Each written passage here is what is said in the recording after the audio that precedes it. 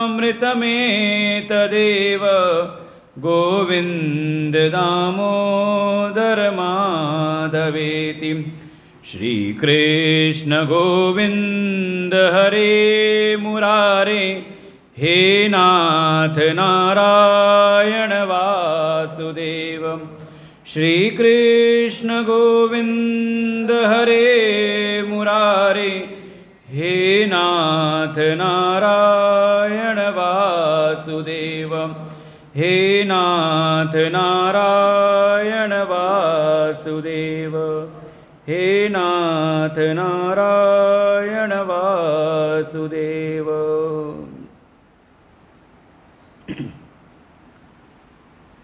जन्माद्यसतोऽन्वयादितरत चार्थेषु भिज्ञस्वराट्, तेने ब्रह्महृदाययादिकवये मुह्यन्ति यत सूरयः।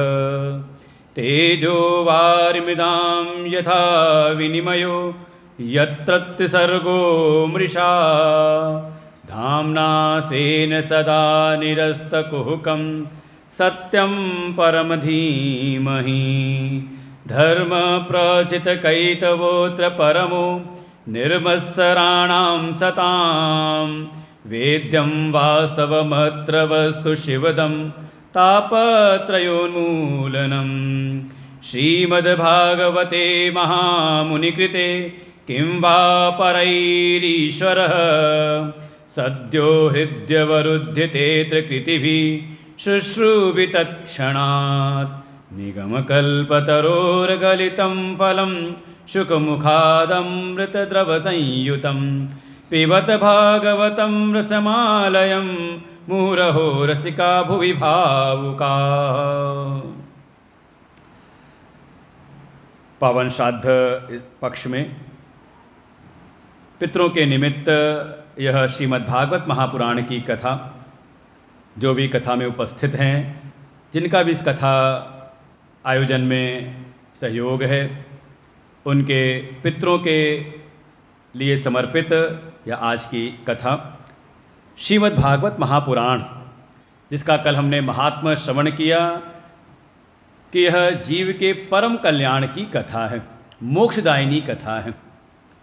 जो कोई इस श्रीमद्भागवत महापुराण का अनुशीलन करता है, इसका श्रवण करे, इसका पाठ करे, श्रवण अनुसार मनन करे और इसके सिद्धांतों को जीवन में धारण करे, तो श्रीमद्भागवत महापुराण के रूप में साक्षात भगवान श्री हरि की, भगवान श्री कृष्ण की कृपा उसको प्राप्त होती है और उसको उसके जीवन में धर्म, अर्थ, काम और मोक्ष, इन चतुर्थ पुरुषार्थों की सिद्धि उसके जीवन में कराने वाली यह कथा है।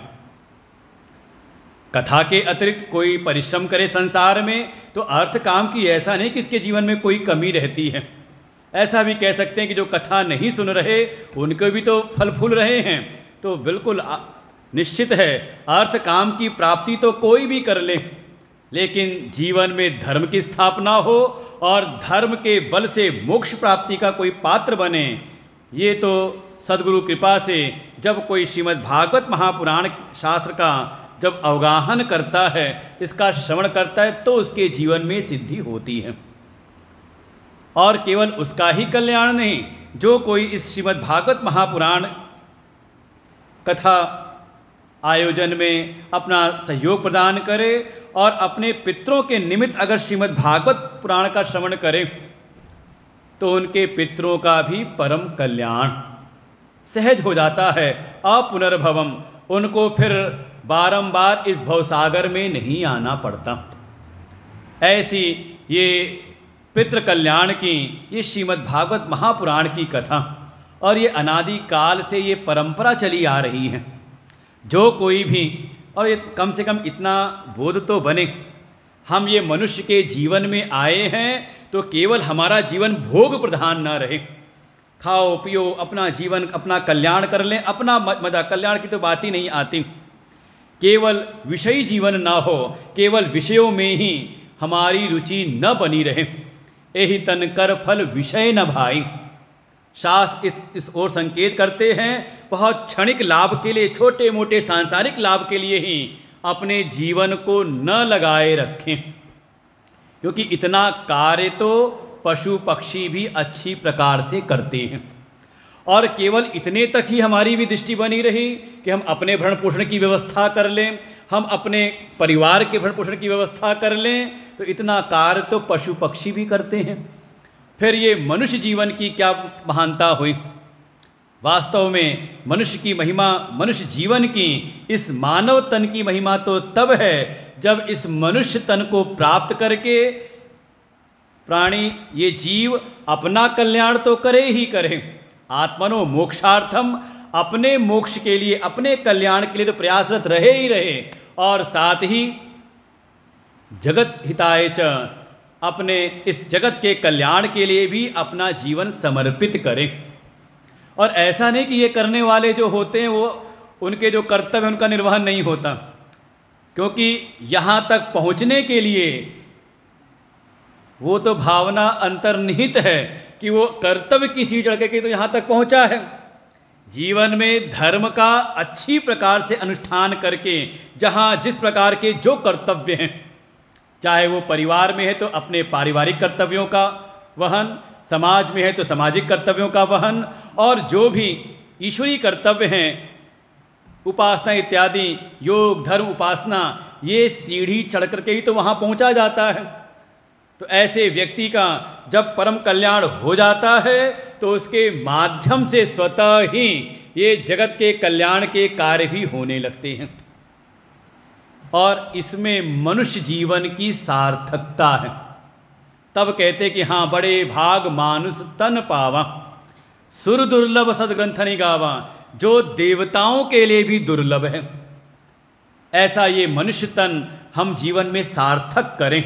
केवल ये नहीं कि बस अपना जीवन ही है, भाव ये बना रहे कि हाँ, हम पर जिनके भी उपकार हैं, जिनकी भी हमें कृपा प्राप्त हुई है, उसके प्रति हम कृतज्ञता का भाव बनाए रखें, कृतज्ञ ना बने, क्योंकि कृतज्ञ की गति अच्छी नहीं कही गई, उनका तो पतन असंभावी है।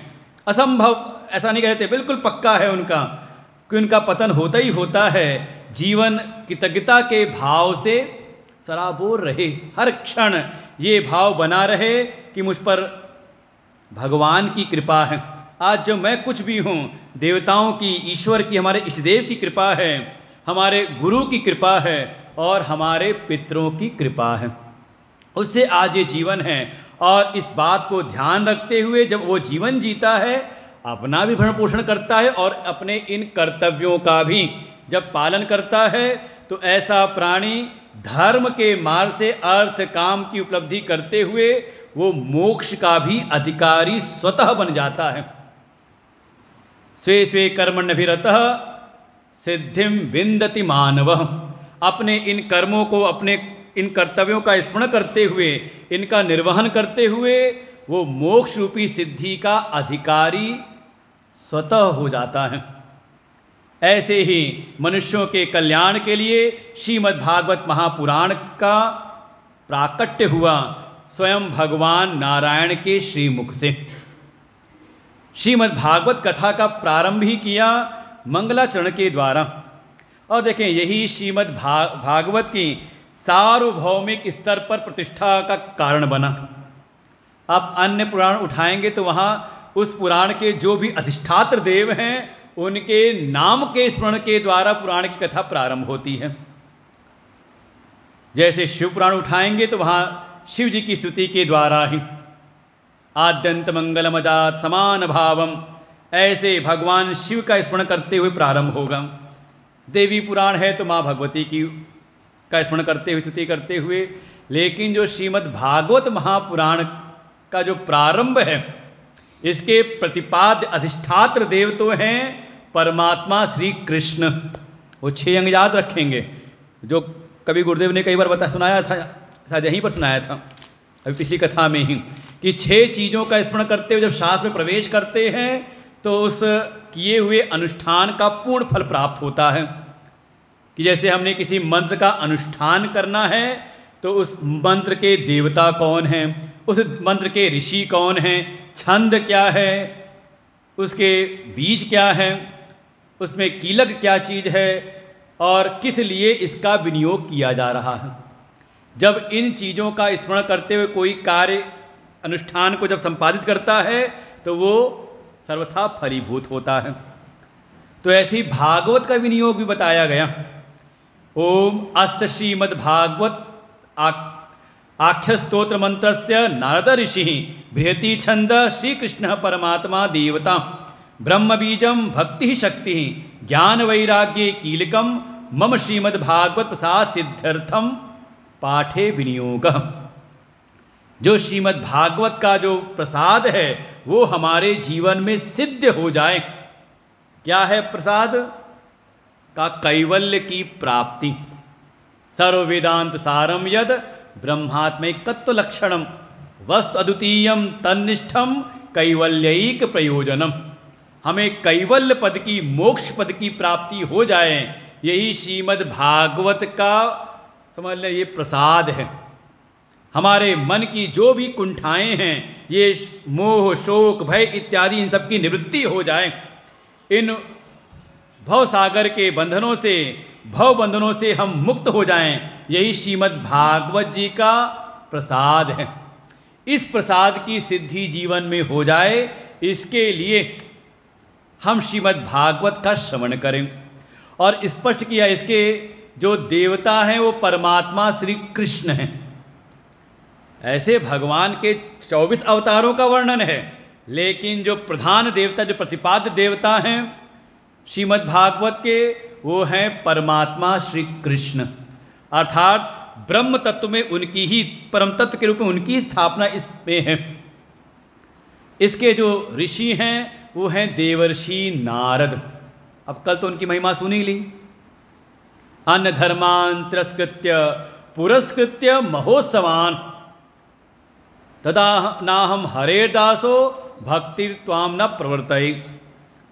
जिन्होंने निश्चित प्रण कर लिया कि जब तक अन्य जो भी धर्म हैं, अन्य जितने भी साधन हैं, उनका तिरस्कार करते हुए और भगवान की भक्ति को एक अनेकों अनेकों महोत्सवों के द्वारा, मरे मरे मन से नहीं, पुरस्कृत्य महोत्सवान, बड़े आयोजन के रूप, बड़े उल्लास के साथ में, उत्साह के साथ में बड़े बड़े उत्सवों को करके, जब तक भगवान की भक्ति को, श्री कृष्ण भक्ति को जब तक जन जन में, घर घर में स्थापित न कर दूं, तब तक मैं हरि का दास नहीं कहाऊंगा। ऐसा संकल्प करने वाले देवर्षि नारद, और वीणा उठाए रात दिन जहाँ होता है, कहीं एक जगह टिक करके रहते नहीं, बिल्कुल अस्थिर हैं, कहीं एक जगह रुकते नहीं, बस जब कोई मिल जाए उसको सुनाते हैं कथा। गायन करने वाले कौन हैं? देवर्षि नारद। गीयते नारद आदिषु, ये श्रीमद् भागवत की महिमा है, जिसका गायन नारद आदि ऋषियों ने किया है। इनके ऋषि हैं देवर्षि नारद। बृहति छंद में इसका इसी रचना हुई। इसका जो बीज है वो है ब्रह्म। समझे? अब इसको समझना तो 15वां अध्याय आपको पढ़ना पड़ेगा। ऊर्ध्वमूलम अधः शाखम अश्वत्थम प्राहुरव्ययम, कि एक ऐसे वृक्ष की कल्पना की गई जिसका मूल ऊपर है, जड़ ऊपर है और पत्ते शाखे नीचे हैं। कभी देखा उल्टा पेड़ ऐसा? ये 15वां अध्याय में है। अर्थात इसका बीज क्या है? ब्रह्म है। ब्रह्म तत्व की स्थापना कराने के लिए ही, ब्रह्म का बोध कराने के लिए ही ये श्रीमद् भागवत महापुराण का विस्तार हुआ है। भगवान नारायण से जब ये प्रकट हुई भागवत, तो मात्र 4 श्लोकों में उसका विस्तार किया। ब्रह्मा जी ने 3 अध्यायों में देवर्षि नारद को सुनाया, और उन्होंने विस्तार करके सुनाया व्यास जी को, तो व्यास जी ने 18,000 श्लोकों में, जैसे गोमुख से गंगा जी निकली और निकल के गंगोत्री आगे ऋषिकेश हरिद्वार होते होते जब जाके गंगा सागर मिलती तो उसका अत्यंत विस्तार हो जाता है। ऐसे ही बीज है ब्रह्म।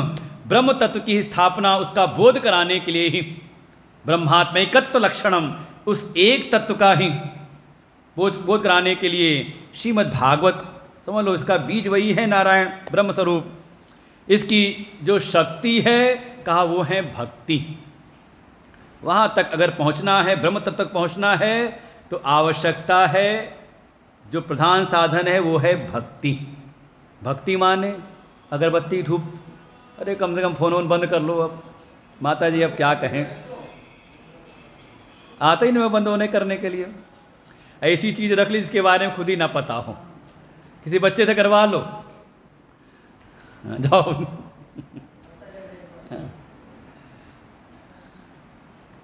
ये भी एक बड़ी, हमने कल कहा था ना कि क्या क्या चीज़ नियम में रखना है, कहाँ कहाँ से अहमता ममता मिटानी है। तो उसमें हमने एक चीज़ और जोड़ दी थी, हमने कहा उस समय भागवत के समय मोबाइल नहीं होता था, और किसी को दे दो ये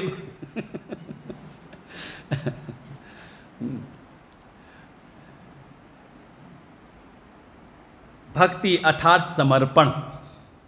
समर्पण ऐसा हो कि वहाँ पे फिर अपने विचार भी ना आए।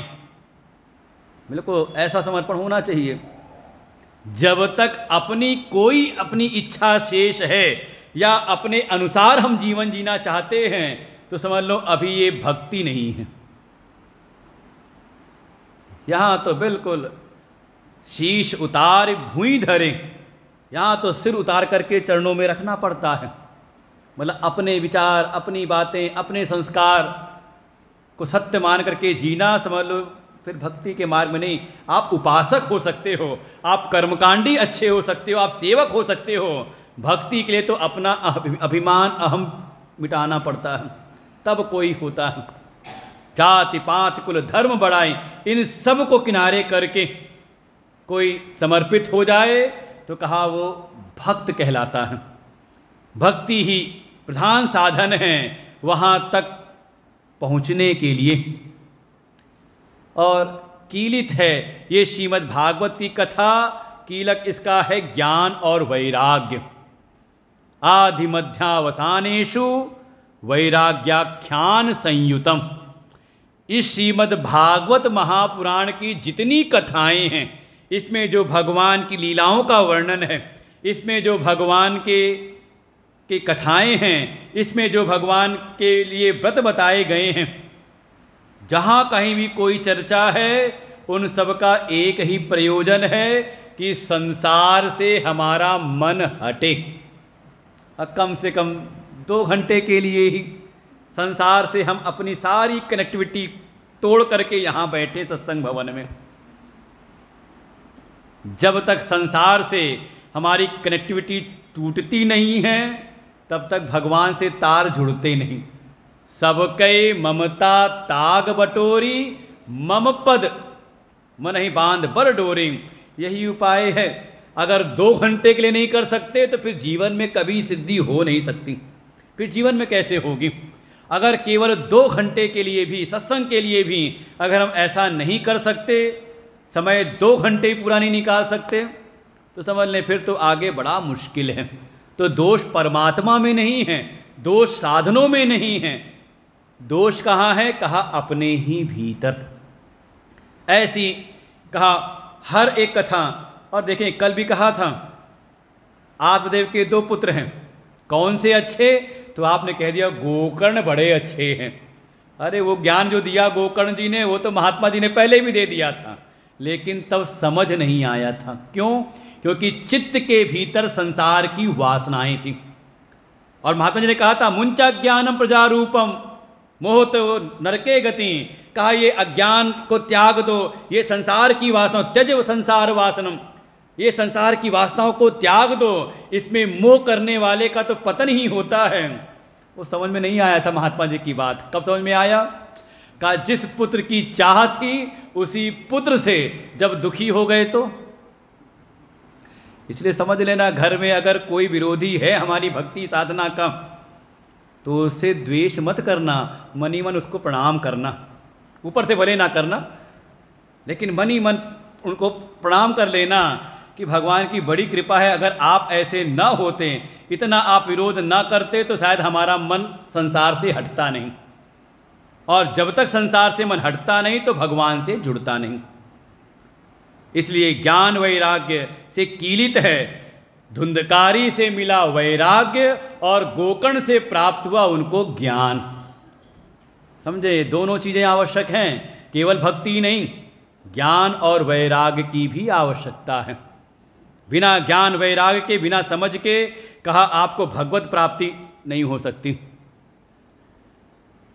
और ये सब सिद्ध हो जाए तो श्रीमद् भागवत प्रसाद सिद्ध्यर्थम, जो श्रीमद् भागवत का प्रसाद है वो जीवन में सिद्ध होता है। ऐसी स्मरण करके श्रीमद् भागवत जी में हम प्रवेश करें। जन्माद्यसतोन्वयादितरत, और इसमें जब प्रारंभ किया तो मंगलाचरण के रूप में कोई नाम नहीं लिया। इसके देवता हैं भगवान श्री कृष्ण, परमात्मा श्री कृष्ण, लेकिन स्मरण क्या किया? सत्यम परम धीमहि, परमात्मा के सत्य स्वरूप का हम बोध प्राप्त करें। जैसा उपनिषदों में भी कहा, प्रार्थना की वहाँ पर हिरण्मयेन पात्रेण सत्यस्यापि हितं मुखम, कि हे परमेश्वर, आपका जो सत्य स्वरूप है वो चमकदार हिरण्मय पात्र से ढका हुआ है। अभी यही सुना था हमने ईशावास उपनिषद, समझे? इसीलिए हमारी जो भागवत की महिमा है, यहाँ वेद के जो प्रतिपाद्य हैं उनको यहाँ पर रख करके मंगलाचरण किया है। और ये चमकदार क्या, ये संसार की जो माया है ना, इसे इसकी चमक है, जल्दी छूटती नहीं। वो बार बार हमें संसार की ओर खींच करके ले जाती, चाहे कोई कितना भी समझाता रहे, कोई महात्मा, कोई गुरुजी कितना भी समझाएं, लेकिन संसार की ये चमक जो है ये हमारे नेत्रों को आकर्षित कर ही लेती है। इसीलिए प्रार्थना की, हे प्रभु, आपका जो सत्य स्वरूप है वो एक हिरण्मय पात्र से ढका हुआ है। आप अपनी इस चमक को खींच लीजिए, हटा लीजिए, जिससे मैं आपका दर्शन कर सकूं। चाहे वो हमारे कोई भी सोपाधिक स्वरूप हों। हाँ देखो, ये बसते रहेंगे ये। इस याले भजन की यहाँ आवश्यकता नहीं है। अभी किसी का रहेगा तो बंद कर लो, नहीं तो आपके यार उसको बाहर कर दिया जाएगा। यहाँ का अनुशासन बहुत टाइट है, जिसका रह गया हो। और अगर ज़्यादा ज़रूरी है फ़ोन की बात करनी है तो बिल्कुल दरवाज़ा खुला हुआ है, दो नहीं, एक ही द्वार बाहर पीछे खुला हुआ है, आराम से प्रस्थान कर जाइए। हाँ, यहाँ मनोरंजन वाला चीज़ नहीं है, बहुत सावधान। और कल से घर छोड़ करके आना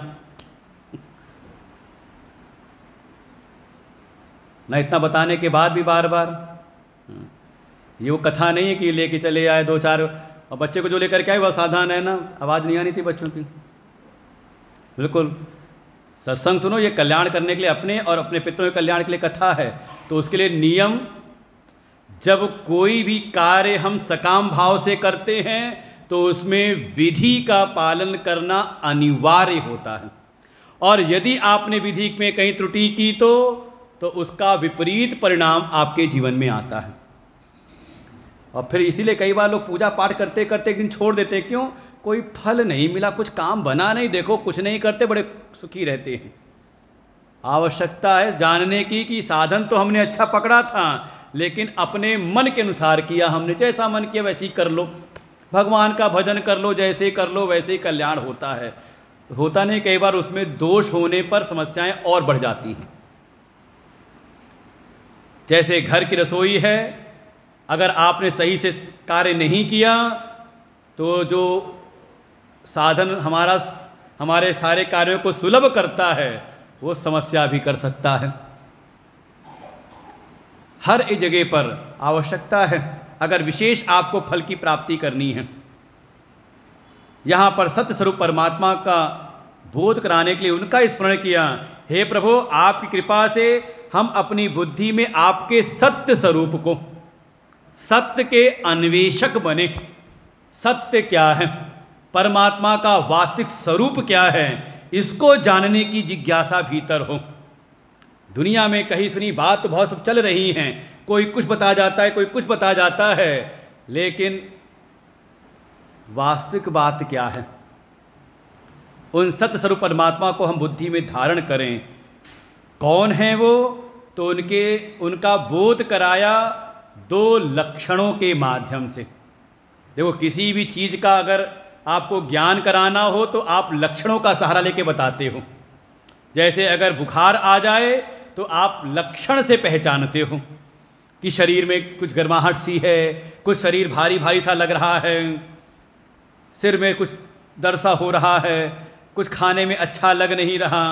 तो क्या कहा आपने? लक्षण देखे तो आप पहचान गए। बुखार दिख नहीं रहा कि बुखार कोई रूप बना करके आया हो, कहा दिख नहीं रहा, लेकिन इन लक्षणों के द्वारा आपने पहचान कर लिया कि हाँ शरीर में बुखार है।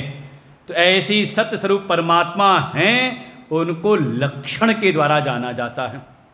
और पहला ही लक्षण बताया गया तटस्थ लक्षण, अर्थात ज्ञात के द्वारा जो अज्ञात है अभी उसका बोध कराया जाए। कोई अंदर आए, प्रवेश करे आपके घर में, पहचान नहीं पाए तो किसी ने बताया, जिसको आप अभी नहीं जान रहे हो उसको बताने के लिए जो दूसरा बताने वाला जो है उसने बताया क्या, वो फला फला व्यक्ति के ये पिताजी हैं। आपको ज्ञान हो गया। क्या हुआ? जिसको आप जानते हो उसके सहारे से जिसको आप अभी नहीं जान रहे थे उसका बोध करा दिया। या जो अनित्य है उसके द्वारा नित्य का बोध करा देना। जो हमेशा रहने वाला नहीं है लेकिन उसके द्वारा जो नित्य लक्ष्य है उसका बोध करा देना, इसको कहा गया तटस्थ लक्षण। उस समय पर आपको बोध करा दिया गया उस सिद्धांत के द्वारा। तो उसको ही कहा ये सारा जगत दिखाई दे रहा है ना, जो कुछ भी ये सृष्टि दिखाई दे रही है, कहा जिसके द्वारा ये जगत उत्पन्न होता है, जन्म आदि यतः, जिससे ये सारा जगत उत्पन्न होता है, स्थित है और अंततः ये लय की ओर चला जाता है। कहा इस जगत के जो कारण हैं और स्वयं अकारण है। अब ये मत कहना कि उस जगत के कारण वो है तो उनका भी तो कारण कोई होगा ना, कहा नहीं, स्वयं अकारण हो करके जो जगत के कारण बनते हैं वही है परमात्मा। और सबके कारण होने से अन्वयात इतरतः, वो सबके भीतर समाये हुए हैं, सब में अनुस्यूत रहते हैं। ईशावास्यमिदं सर्वम यत्किंच जगत्याम जगत। जैसे मिट्टी से घट बना तो मिट्टी है कारण और घट है, घड़ा है उसका कार्य। तो मिट्टी से उत्पन्न हुआ है, मिट्टी में ही घड़ा स्थित है। भाई मिट्टी में तो स्थित है ना घड़ा, कहाँ है घड़ा? कहा मिट्टी में ही है। और जब फूटा तो कहाँ गया? कहा मिट्टी में ही। तो कारण रूप जो मिट्टी है वो घड़े में समाई रहती पोर पोर में, बल्कि घड़े की सत्ता मिट्टी की अतिरिक्त रहती ही नहीं, वो मिट्टी मात्र ही है। ऐसे वो जो अकारण परमात्मा हैं अपने कार्य में कहा वो अनुस्यूत रहते हैं। और हैं कैसे? तो कहा अभिज्ञ, कहा वो चेतन स्वरूप है, जड़ नहीं है। अब दृष्टांत हमें जो मिला, सुना हमने दृष्टांत, एक माध्यम बनाया हमने घट का और मिट्टी का, स्वर्ण और आभूषण का। तो ऐसे न समझ लें जैसे ये सब चीज़ें जड़ हैं, जड़ पदार्थों से उत्पन्न हुआ, कहा ये वो चेतन है। और जैसे ही कहा कि कारण चेतन है, तो चेतन से जड़ की उत्पत्ति हो नहीं सकती।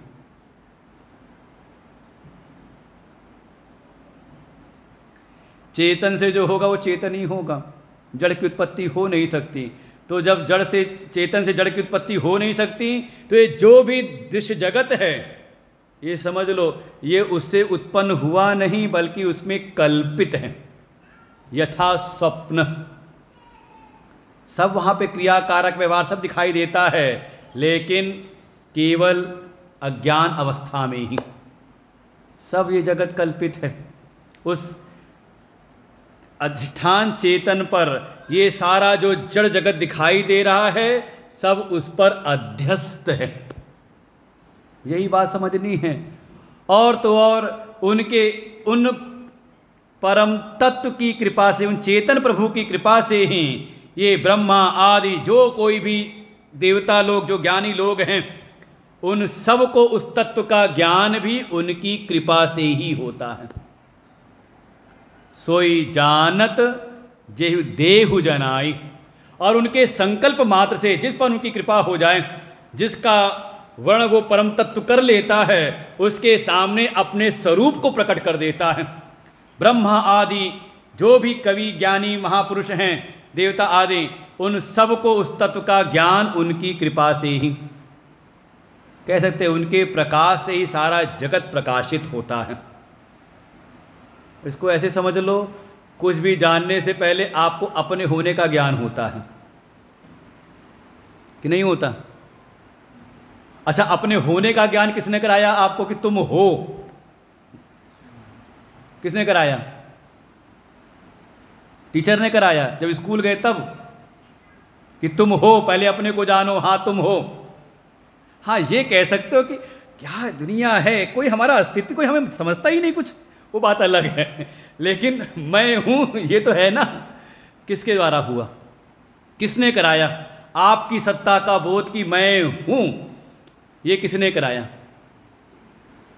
कोई भी शास्त्र इसका बोध नहीं कराता, कोई भी आचार्य। हाँ, बस ये है कि अपनी सत्ता को हम भूले रहते हैं, इस मिथ्या जगत के पदार्थों से तादात्म्य करने के कारण।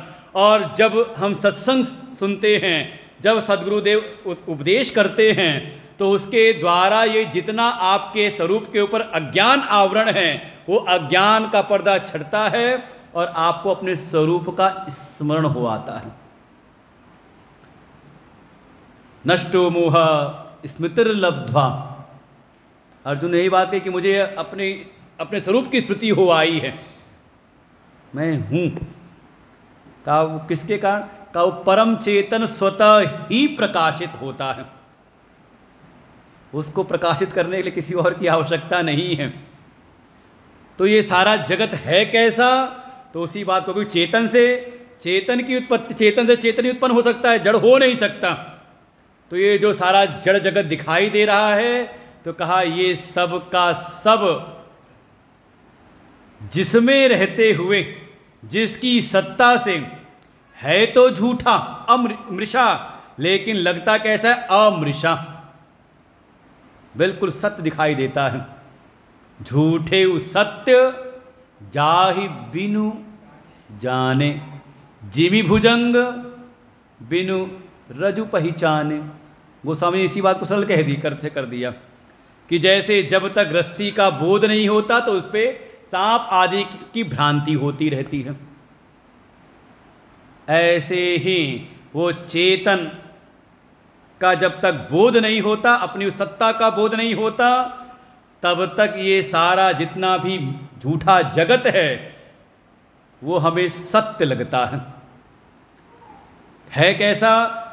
तो कहा तेजो वारि मृदाम यथा विनिमयो, जैसे सूर्य की रश्मियों पर तेज के ऊपर जल की प्रतीति हो जाती है।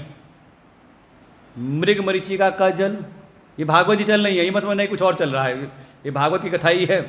भागवत में वर्णन कोई नया नया हो सोचे कि क्या सुना रहे, हमने सोचा कि भागवत कथा होनी है, ये क्या सुन रहे हैं?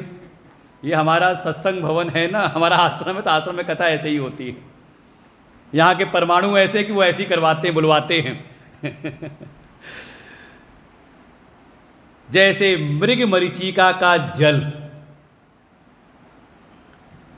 जल है नहीं, सत्ता है सूर्य की रश्मियों की, तेज की, और उसके ऊपर भ्रांति हो जाती है जल की।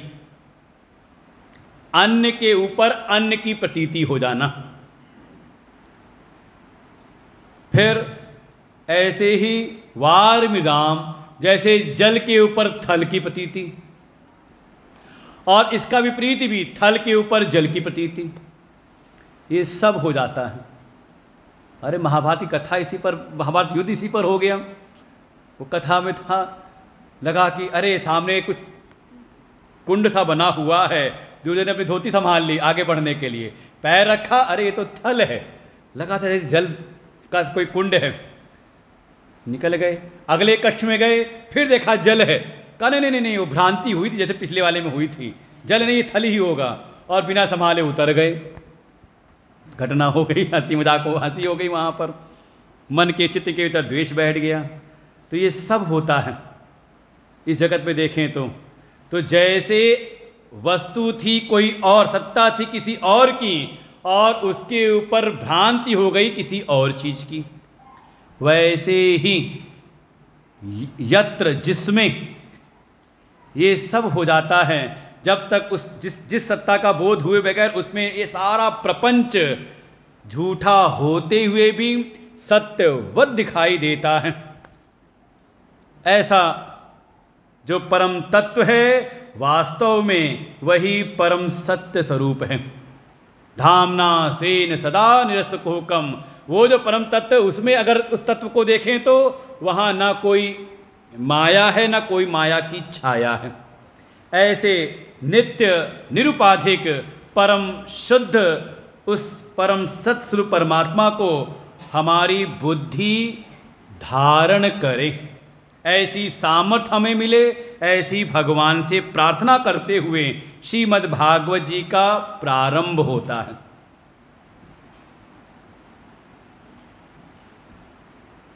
दूसरा श्लोक में ही, मंगलाचरण में ही वर्णन किया इसके अनुबंध चतुष्टय का, इसका विषय, इसका अधिकारी, इसका प्रयोजन और इसका संबंध।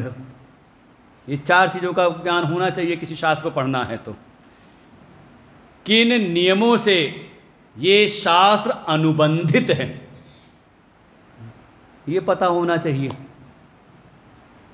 अनुबंध का इस शास्त्र को जिसको हम पढ़ने जा रहे हैं इसका विषय क्या है, किस तत्व का, किस विषय का इस पर प्रतिपादन किया गया है, फिर इसके अधिकारी किसके लिए ये शास्त्र का निरूपण किया गया, कौन इसका अधिकारी है, इस ज्ञान को धारण करने वाला। तीसरा कहा इसका प्रयोजन क्या है, किस चीज़ की सिद्धि इसके द्वारा होगी, और चौथा कहा संबंध क्या है विषय का प्रयोजन के साथ में। धर्म प्रोजित कैतवोत्र परमो निर्मत्सराणाम सताम वेद्यम वास्तवमत्र वस्तु शिवदम तापत्रयोन्मूलनम। का इसमें जो विषय है का इसमें परम धर्म का निरूपण है। परम धर्म कहाँ, कैतव से रहित, प्रोजित कैतव, कैतव अर्थात कपट, कपट से रहित निष्कपट परम धर्म का निरूपण इसमें किया गया है। परम धर्म कहाँ, ऐसे बहुत सारे धर्मों के विधान हैं। जैसे हम परिवार में कर्तव्य करते तो ये भी धर्म है, हम समाज में कोई सेवा करें तो वो भी धर्म है, कर्तव्य है, हम भगवान की उपासना करें तो वो भी धर्म के अंतर्गत है। ये सब के सब जो हमारे कर्तव्य हैं ये धर्म है। चुपचाप बैठो, जो भी आ जा रहे हो, एक तो देर से आते हो फिर डिस्टर्ब करते हो, बहुत सावधान। ये कुछ लगेगा एक आध साल समझाने में नए लोगों को फिर समझ में आ जाएगा, पुराने लोग चुपचाप बैठे रहते हैं ना वो क्या है ना कि दुनिया में चल रहा है ऐसे ही, वो कथा भी ऐसी मंदिरों में होती है, कहीं पे भी होती रहती है, वो ढोल मजीरा बज रहा है, झूम रहे हैं, उसी में कोई आ रहा है, कोई जा रहा है, बात भी कर ली, फ़ोन पे हो गया, सब हो गया, और कथा भी हो गई। तो कथा वैसी होती, कथा सार ततोगता, तो कथा का जो सार है फिर वो चला जाता है, वहाँ पे भक्ति ज्ञान वैराग नहीं प्रकट होते। ठीक है, कुछ देर के लिए हमारा मन शुद्ध रहा, भगवान का चिंतन किया, भगवान के शब्द कानों में गए, तो ऐसा नहीं कि वो व्यर्थ जाते हैं, हमारा चित्त उतनी देर के लिए शुद्ध हो गया, लेकिन उसका फिर नित्य फल नहीं होता। तात्कालिक फल तो मिलता है लेकिन वो फल भीतर टिकता नहीं, इसलिए फल को टिकाना है, भागवत की महिमा के अनुसार उसको श्रवण करना पड़ता है। इसलिए बिल्कुल ज़रूरी है, पहले तो समय से आओ, देर हो जाए तो चुपचाप आकर के जहाँ जगह हो बैठ जाओ, पहले वालों को डिस्टर्ब ना करो कि आके फिर पहले हालचाल पूछें बगल वाले से, अच्छा तुम भी आ गए, कब आ गए थे बिल्कुल यहाँ ये सब की आवश्यकता नहीं है, फिर कथा पूरी होगी फिर आराम से पूछते रहना जितना भी है। धर्म प्रोजित कैतवोत्र निष्कपट परम धर्म का निरूपण है।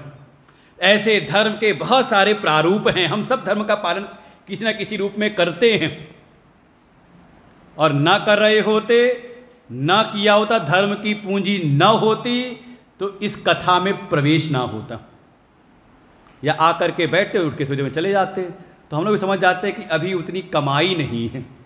भाई मान लो कहीं जाओ घूमने फिरने के लिए, कुछ रुपया उपया गठियाया हमने रखा बैंक में जमा है और चले गए टूर करने, घूमने फिरने, मौज करने, तो कब तक मौज होगी? कहा जब तक वो बैंक बैलेंस बना हुआ है। और जैसे ही बैंक बैलेंस जीरो पर आया तो क्या होगा? ये समझ में आता ही नहीं, पता नहीं।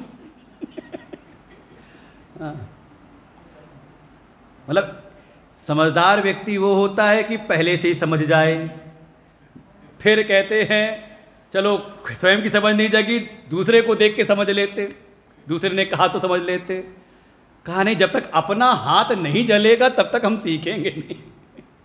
ये हमारे गुरुदेव कहते हैं कि जब कभी कोई बात शब्द आता है ना, मूढ़, कौन मूढ़ है? क्योंकि गीता जी में कई बार शब्द आता है विमूढ़, कर्ता विमूढ़ आत्मा कर्ताहमिति मन्यते, ऐसा जो। तो विमूढ़ कौन है? कहा देखो एक बच्चा है, उसको कहा वो जा रहा है दीपक छूने के लिए, तो लोगों ने कहा अरे मत छूना, नहीं समझ में आया, किसी ने रोका छूना मत जल जाएगा, कहा नहीं समझ में आया, चलो एक दिन मौका दिया जाके पकड़ लिया बत्ती को और जल गया, तो समझ में आ जाए। तो कई बार होता है कि थोड़ा समझदार हो तो फिर जब जल जाता है ना, तो उसके जो और भाई बहन होते हैं जो बना करते थे, वो कहते आ चल चल चल छू के देख, छू ले छू तो हाथ खींचता है वो। मतलब बुद्धि ठीक है, चलो समझाने पे नहीं समझ में आया, अपना अनुभव कर लिया। और कोई अगर ऐसा हो कि समझाने पे तो समझा नहीं, अपना हाथ जला लिया, फिर नहीं समझा और फिर जाके दोबारा पकड़ ले, तो कहते हैं अब वो विशेष केयर का पात्र है, कुछ कोई प्रारब्ध होगा उसका। माता पिता फिर ज़्यादा ध्यान रखते हैं कि हाँ इसको थोड़ा विशेष ध्यान रखना पड़ेगा। तो ऐसी स्थिति अभी कोई और रह गया हो तो गिनती के ही लोग हो नहीं फिर पहले फिर टू टू टू करना शुरू हो जाए। ये मुसीबत है आज के समय में। इसीलिए साधना हम खूब करते हैं, लेकिन साथ में व्यग्र चित्त के साथ में साधना में लगते हैं, कोई परिणाम। क्योंकि आप देखो, साधना का जो प्रयोजन है मन को अंतर्मुखी करना है। आप फिर कहते हो ध्यान नहीं लगता, मन शांत नहीं होता। कैसे होगा जब आपने मन को अशांत करने के दुनिया भर के साधन इकट्ठे करके रखे हैं और गुरु जी कृपा कर दें वैसे ही सत्संग सुन करके हो जाए? कभी नहीं होने वाला जिंदगी बिता दो। आपको वो सारे रास्ते बंद करने पड़ते जिसके कारण मन अशांत हो सकता है। कब तक? कहा जब तक आपका मन बिल्कुल आपके वश में ना हो जाए। जैसे कोई सिद्ध, अच्छा कोई बिजली में कोई खराबी हो जाए, आपने बुलाया किसी विशेषज्ञ मैकेनिक को और कितनी बार वो आता है खटपट खटपट करके, सब उसका खोला, बॉक्स खोला, उसने मीटर वूटर सब खोल करके चेक किया, तार वार लगाया, सब चीज़ करके और फ्यूज जो भी रहा हो देखा दाखा और करके चला गया। पंखा उंखा आया, टांग के चला गया। वो आपके मन में आया, आपने देख लिया, हाँ ये कमी थी, समझ गया मैं, पंखा कैसे टांगना है, कैसे तार जोड़ रहा है, क्या करना है, कहाँ वो बॉक्स उसको जो था मीटर उटर खोल के देखना है, समझ में आ गया। और आपने उठाया, अगली बार कमी आई और उठाया, प्लास पेचकस ले करके चढ़ गए और बिल्कुल जैसे करके करने में, तब तक कहा जो सिद्ध व्यक्ति की जो स्थिति है वो साधक की नहीं हो सकती। कई बार लोग कॉपी करने लगते हैं, अरे गुरुजी भी तो ऐसा करते हैं, गुरुजी को देखा है, गुरुजी सबको वो करते रहते हैं। अरे गुरुजी की साधना काल भी तो अभी आपने देखी कहाँ क्या क्या उन्होंने किया, कैसे कैसे रहे हैं। साधन काल को व्यक्ति नहीं ध्यान देता है। इसीलिए शास्त्र हर जगह संकेत करते हैं कि जो सिद्ध महापुरुष की जो सहज स्थिति है वो साधक के लिए साधन साध्य है।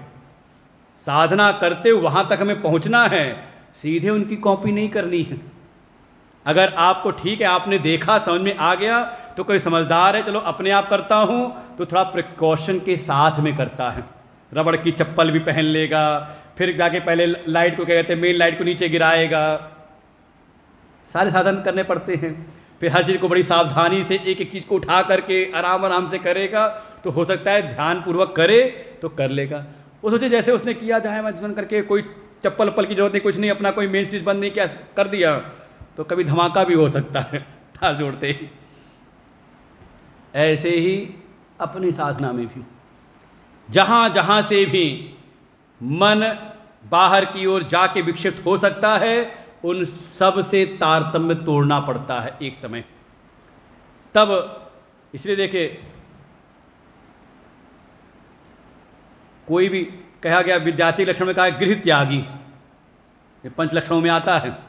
काकचेष्टा बको ध्यानम स्वानिद्रा तथैव च अल्पाहारी गृह त्यागी, ये 5 लक्षण। क्यों कि अगर उसी संसार में रहेगा तो उसका मन कहीं ना कहीं उन चीज़ों में उलझा रहेगा, तो शायद जितना उसका मन एकाग्रता से उस विद्यार्जन में लगता है उतना न लग पाए। और इसीलिए कई सारे ऐसे बच्चे होते तैयारी करने के लिए, शायद अपना घर उसी शहर में है लेकिन कमरा अलग लेकर के रहते हैं। क्या आवश्यकता है उसको करने की? या अपना कमरा स्टडी रूम अलग कर लेते हैं, कहते बच्चे के स्टडी के लिए अगर सामर्थ्य है तो लोग अलग कमरा कर देते हैं उसका, और उसको विशेष एकाग्रता की आवश्यकता है। होती कि नहीं? जब संसार की कोई उपलब्धि करनी है उसके लिए इतनी सावधानी रखनी पड़ती है, और आप कह रहे हो भगवान की प्राप्ति करनी है, उन परम तत्व को प्राप्त करना, बस इसी उलझनों में सब हो जाएगा। होता है थोड़ा सा, धीरे धीरे 3-4 जन्म लग जाते हैं, कोई चिंता की बात नहीं है। होना होगा तो धीरे धीरे फिर प्रोसेस है वो, चलते चलते चलते चलते हो सकता है 2, 4, 5, 10 जन्म में हो जाए, लेकिन उसमें भी बड़ी उलझन है। इसमें सीधे कहते हैं परम धर्म का, ऐसे बहुत सारे धर्मों का निरूपण किया जाता है, लेकिन संसार के जो भी धर्म बताए गए उन धर्म के अनुष्ठान में वो फल से संयुक्त रहता है। कोई भी कार्य करते तो मन में पहले ही आ जाता है फायदा क्या होगा, होता है कि नहीं? घर गृहस्थी, अरे कहीं ना कहीं फायदे को मन में बैठ करके ही, अरे यही तो सहारा बनेंगे हमारे, और आप कर रहे हो। बुढ़ापे की लाठी बनेगी, बुढ़ापे का सहारा बनेगा, तो फलाना का सहारा ये हो जाएगा, वो हो जाएगा। ये सारे धर्मों में कहीं ना कहीं चीज जुड़ी रहती है, इसलिए उसका नहीं बल्कि परम इन सब में हो गया कपट। अच्छा ऐसे समझ लो, मान लो कोई आए आपकी बड़ी प्रशंसा करे, अरे आप बड़े अच्छे हैं, क्या बात है, दुनिया आपकी महिमा गाती है, खूब आपकी प्रशंसा करे, और जब आप बिल्कुल कहे आओ बैठो चाय वाय पी के जाओ, कहाँ खड़े हो दरवाजे पर, आओ अंदर आके बैठो, और आपने चाय वाय बनाया, नाश्ता वास्ता लेके कोई खिलाया पिलाया, और जब उसने जान लिया कि आप बड़े प्रसन्न हो गए हमारी प्रशंसा से, तब उसने फिर अपना एक काम बताया, जरा हमारे लिए कटोरी सामने आ गई, एक कटोरी चीनी दे दो। तो आपके मन में क्या आता है तब मन में आता है, तब झटका लगता है कि ये वास्तव में हमारी प्रशंसा करने नहीं आया था, अपना काम बनाने के लिए आया था। आता है कि नहीं? तो क्या भगवान को क्या आपने ऐसी समझ रखा है? क्या वो नहीं समझते होंगे इस बात को कि आपने बढ़िया आधा घंटा 1 घंटा आपने पूजा उपासना की, बढ़िया भगवान का श्रृंगार किया, सब कुछ किया, और उसके बाद फिर हाथ जोड़ के हे प्रभु, फिर वो लिस्ट बताना शुरू कर दी, ये भी ठीक करा देना, वो भी ठीक कर देना, वो बड़ा समस्या है वो भी कर देना, ये भी कर देना। महात्मा जी को गुरु जी को बुलाया भोजन पर, भोजन कराया, उसके बाद गुरु जी कृपा कर दो इसका ये बुद्धि ठीक हो जाए, गुरु जी कृपा कर दो ये ठीक हो जाए, ये ऐसा हो जाए, वो ऐसा हो जाए। तो क्या हो गया? ये क्या है? ये कपट से युक्त धर्म है। धर्म है, ऐसा नहीं कि गलत है, लेकिन वो निष्कपट नहीं है, कहीं ना कहीं अपनी वासनाओं से युक्त है, अपनी कामनाओं से युक्त है, तो परम धर्म नहीं। इस श्रीमद् भागवत में परम धर्म का निरूपण है, और वो कुछ नहीं, केवल और केवल भक्ति। जो संसार में चल रही उसकी बात नहीं, भक्ति पर समझना पड़ेगा। भक्ति का शास्त्र है श्रीमद् भागवत महापुराण, इसमें उस भक्ति का निरूपण है जिसके द्वारा परमात्मा की सहज प्राप्ति हो जाती है, जिस भक्ति के बल से जो परम वेद्य वस्तु हैं, जो वास्तव में जानने योग्य वस्तु हैं, अपने उस आत्मस्वरूप परमात्मा का कहा बोध होता है। तो इसमें भक्ति का प्रतिपादन किया गया है। सा अतु अस्मिन् परम प्रेम रूपा अमृत स्वरूपा च, ये भक्ति वो है जो परम प्रेम है, जिसमें अपनी कोई चाहनी, कोई कपट नहीं। जाहि न चाहिए कबहु कछु, तुम सन सहज स्नेह। ऐसी भक्ति, ऐसी परम भक्ति का निरूपण है। जब वर्णन आता है गोपियों का, देखें वहाँ जा कर के, भगवान की पूजा उपासना है तो किस लिए? कृष्ण से कुछ पाने के लिए नहीं, बल्कि कृष्ण को ही पाने के लिए। हम भगवान से दुनिया भर की सब चीज़ें चाहते हैं, लेकिन भगवान को ही नहीं चाहते। तो कहाँ से मिलेंगे भगवान? जब आपने भगवान का वर्ण किया ही नहीं तो भगवान मिलेंगे कैसे? आपने तो भगवान को माध्यम बनाया है संसार की वस्तुओं के लिए। तो वर्ण किसका हुआ है? भगवान का। वर्ण हमने किया है संसार का और माध्यम बना लिया भगवान को। तो जब भगवान का वर्ण किया नहीं तो भगवान हमारा वर्ण कैसे करें?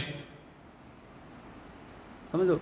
इसीलिए इसमें परम भक्ति, परम धर्म का, भक्ति का निरूपण किया है। वो भक्ति हृदय में प्रकट हो जाए, क्योंकि उस भक्ति के बल से ही वो जो वेद्य वस्तु है, आत्मा वारे द्रष्टव्य, जो हमारे श्रुति प्रतिपादित जो वेद्य, जो वास्तव में जानने योग्य जो वस्तु हैं, उन परम तत्व का बोध होता है, लेकिन इस भक्ति के द्वारा। इसलिए उस भक्ति का यहाँ पर निरूपण, उस भक्ति को यहाँ प्रकट किया है। अधिकारी कौन है? का निर्मत्सराणाम सताम, जो निर्मत्सर हो गए हैं, जिनके भीतर मत्सर नहीं है। वो कई बार होता नहीं, जैसे मच्छर काटता है ना तो चुभता रहता है, वो पता नहीं चलता कि मच्छर काट के कब चला गया। कई बार होता है बरसात में छोटे छोटे मच्छर कहीं बैठे हो, वो एक मच्छर घुस जाता है घर में।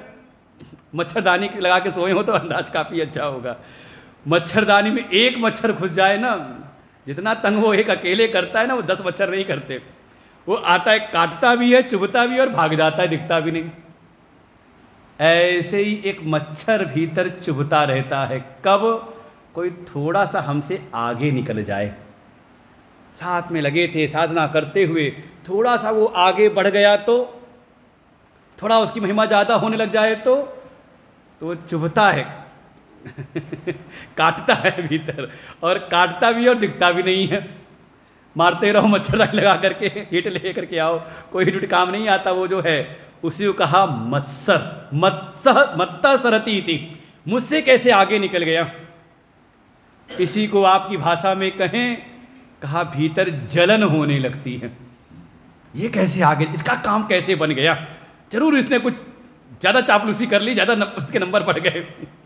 ये कहीं ना कहीं साधना के मार्ग में छूटता नहीं, खूब लगा रहता है। कौन है? कहा वो ठीक है, संसार की उपलब्धि में तो हो सकते हैं, कहा भी जाता है एक प्रतियोगिता की भावना होनी चाहिए, और कहे अरे तुम कॉम्पिटिटिव नहीं हो संसार में, अरे कम्पीट करो। एक कहीं ना कहीं भीतर भावना डाली जाती है और किसी और को दिखा के उसमें आगे बढ़ाने का प्रयास किया जाता है। कहा ये संसार में चलता है, लेकिन ये भक्ति के मार्ग में यहाँ तो बिल्कुल निर्मत्सराणाम, किसी से कोई हमारा कंपटीशन नहीं, किसी से कोई प्रतियोगिता नहीं। ये तो हमारी अपनी साधना, अपना जीवन है।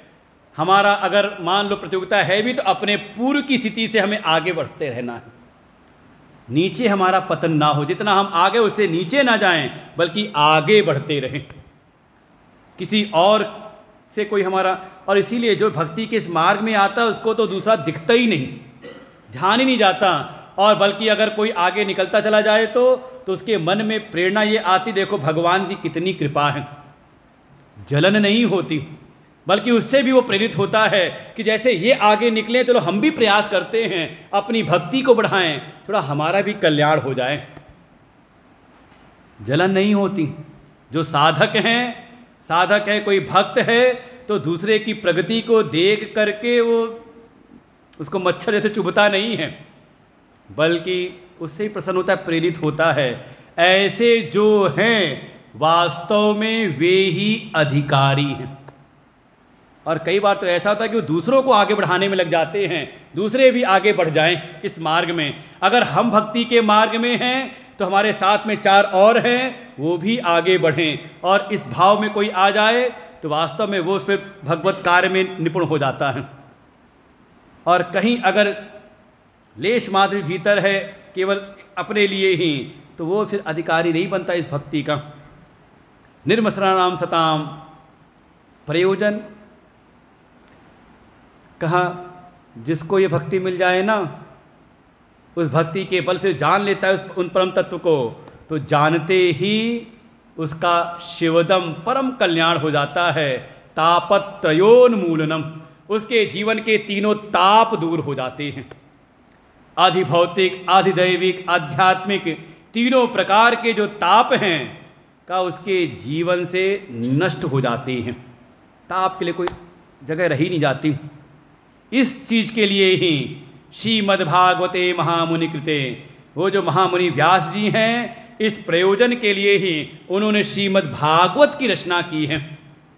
और कोई भी इसका श्रवण करे, इसका अनुशीलन करे, अरे वो तो कह सकते हैं केवल सुनने मात्र से ही, सुनते सुनते ये संबंध है, कुछ करने की जरूरत नहीं पड़ती। अगर अधिकारी बन करके कोई श्रवण करे तो उसके जीवन में प्रयोजन की सिद्धि सुनते सुनते होती है। सद्यो हृदय वरुद्ध तेत्र कृति भी, ऐसा कोई सुकृत हो, पुण्यात्मा हो, भक्ति से जिसका हृदय सराबोर हो, वो अगर श्रीमद् भागवत महापुराण की कथा सुनता है तो सुनने मात्र से ही उसका हृदय शांत हो जाता है। जो योग के द्वारा चित्त की वृत्तियों का निरोध किया जाता है योग साधना से, उसको कथा श्रवण मात्र से ही उसके हृदय की गति, हृदय की जो वृत्तियां हैं, जो विक्षेप है, वो शांत हो जाता है। और शांत हृदय में ही का उसको अपने स्वरूप की अनुभूति हो जाती है, परम कल्याण उसका हो जाता है। ऐसी श्रीमद् भागवत महापुराण निगम कल्पतरोर गलितम फलम। इस श्रीमद् भागवत को बहुत, कई बार लोग पुराणों की कथा को बहुत, अरे हम तो उपनिषद पढ़ने वाले हैं, यहाँ कह दिया है निगम कल्प तरु, जो वेद रूपी कल्प वृक्ष है उसका ये पका हुआ फल है, सार रूप फल है।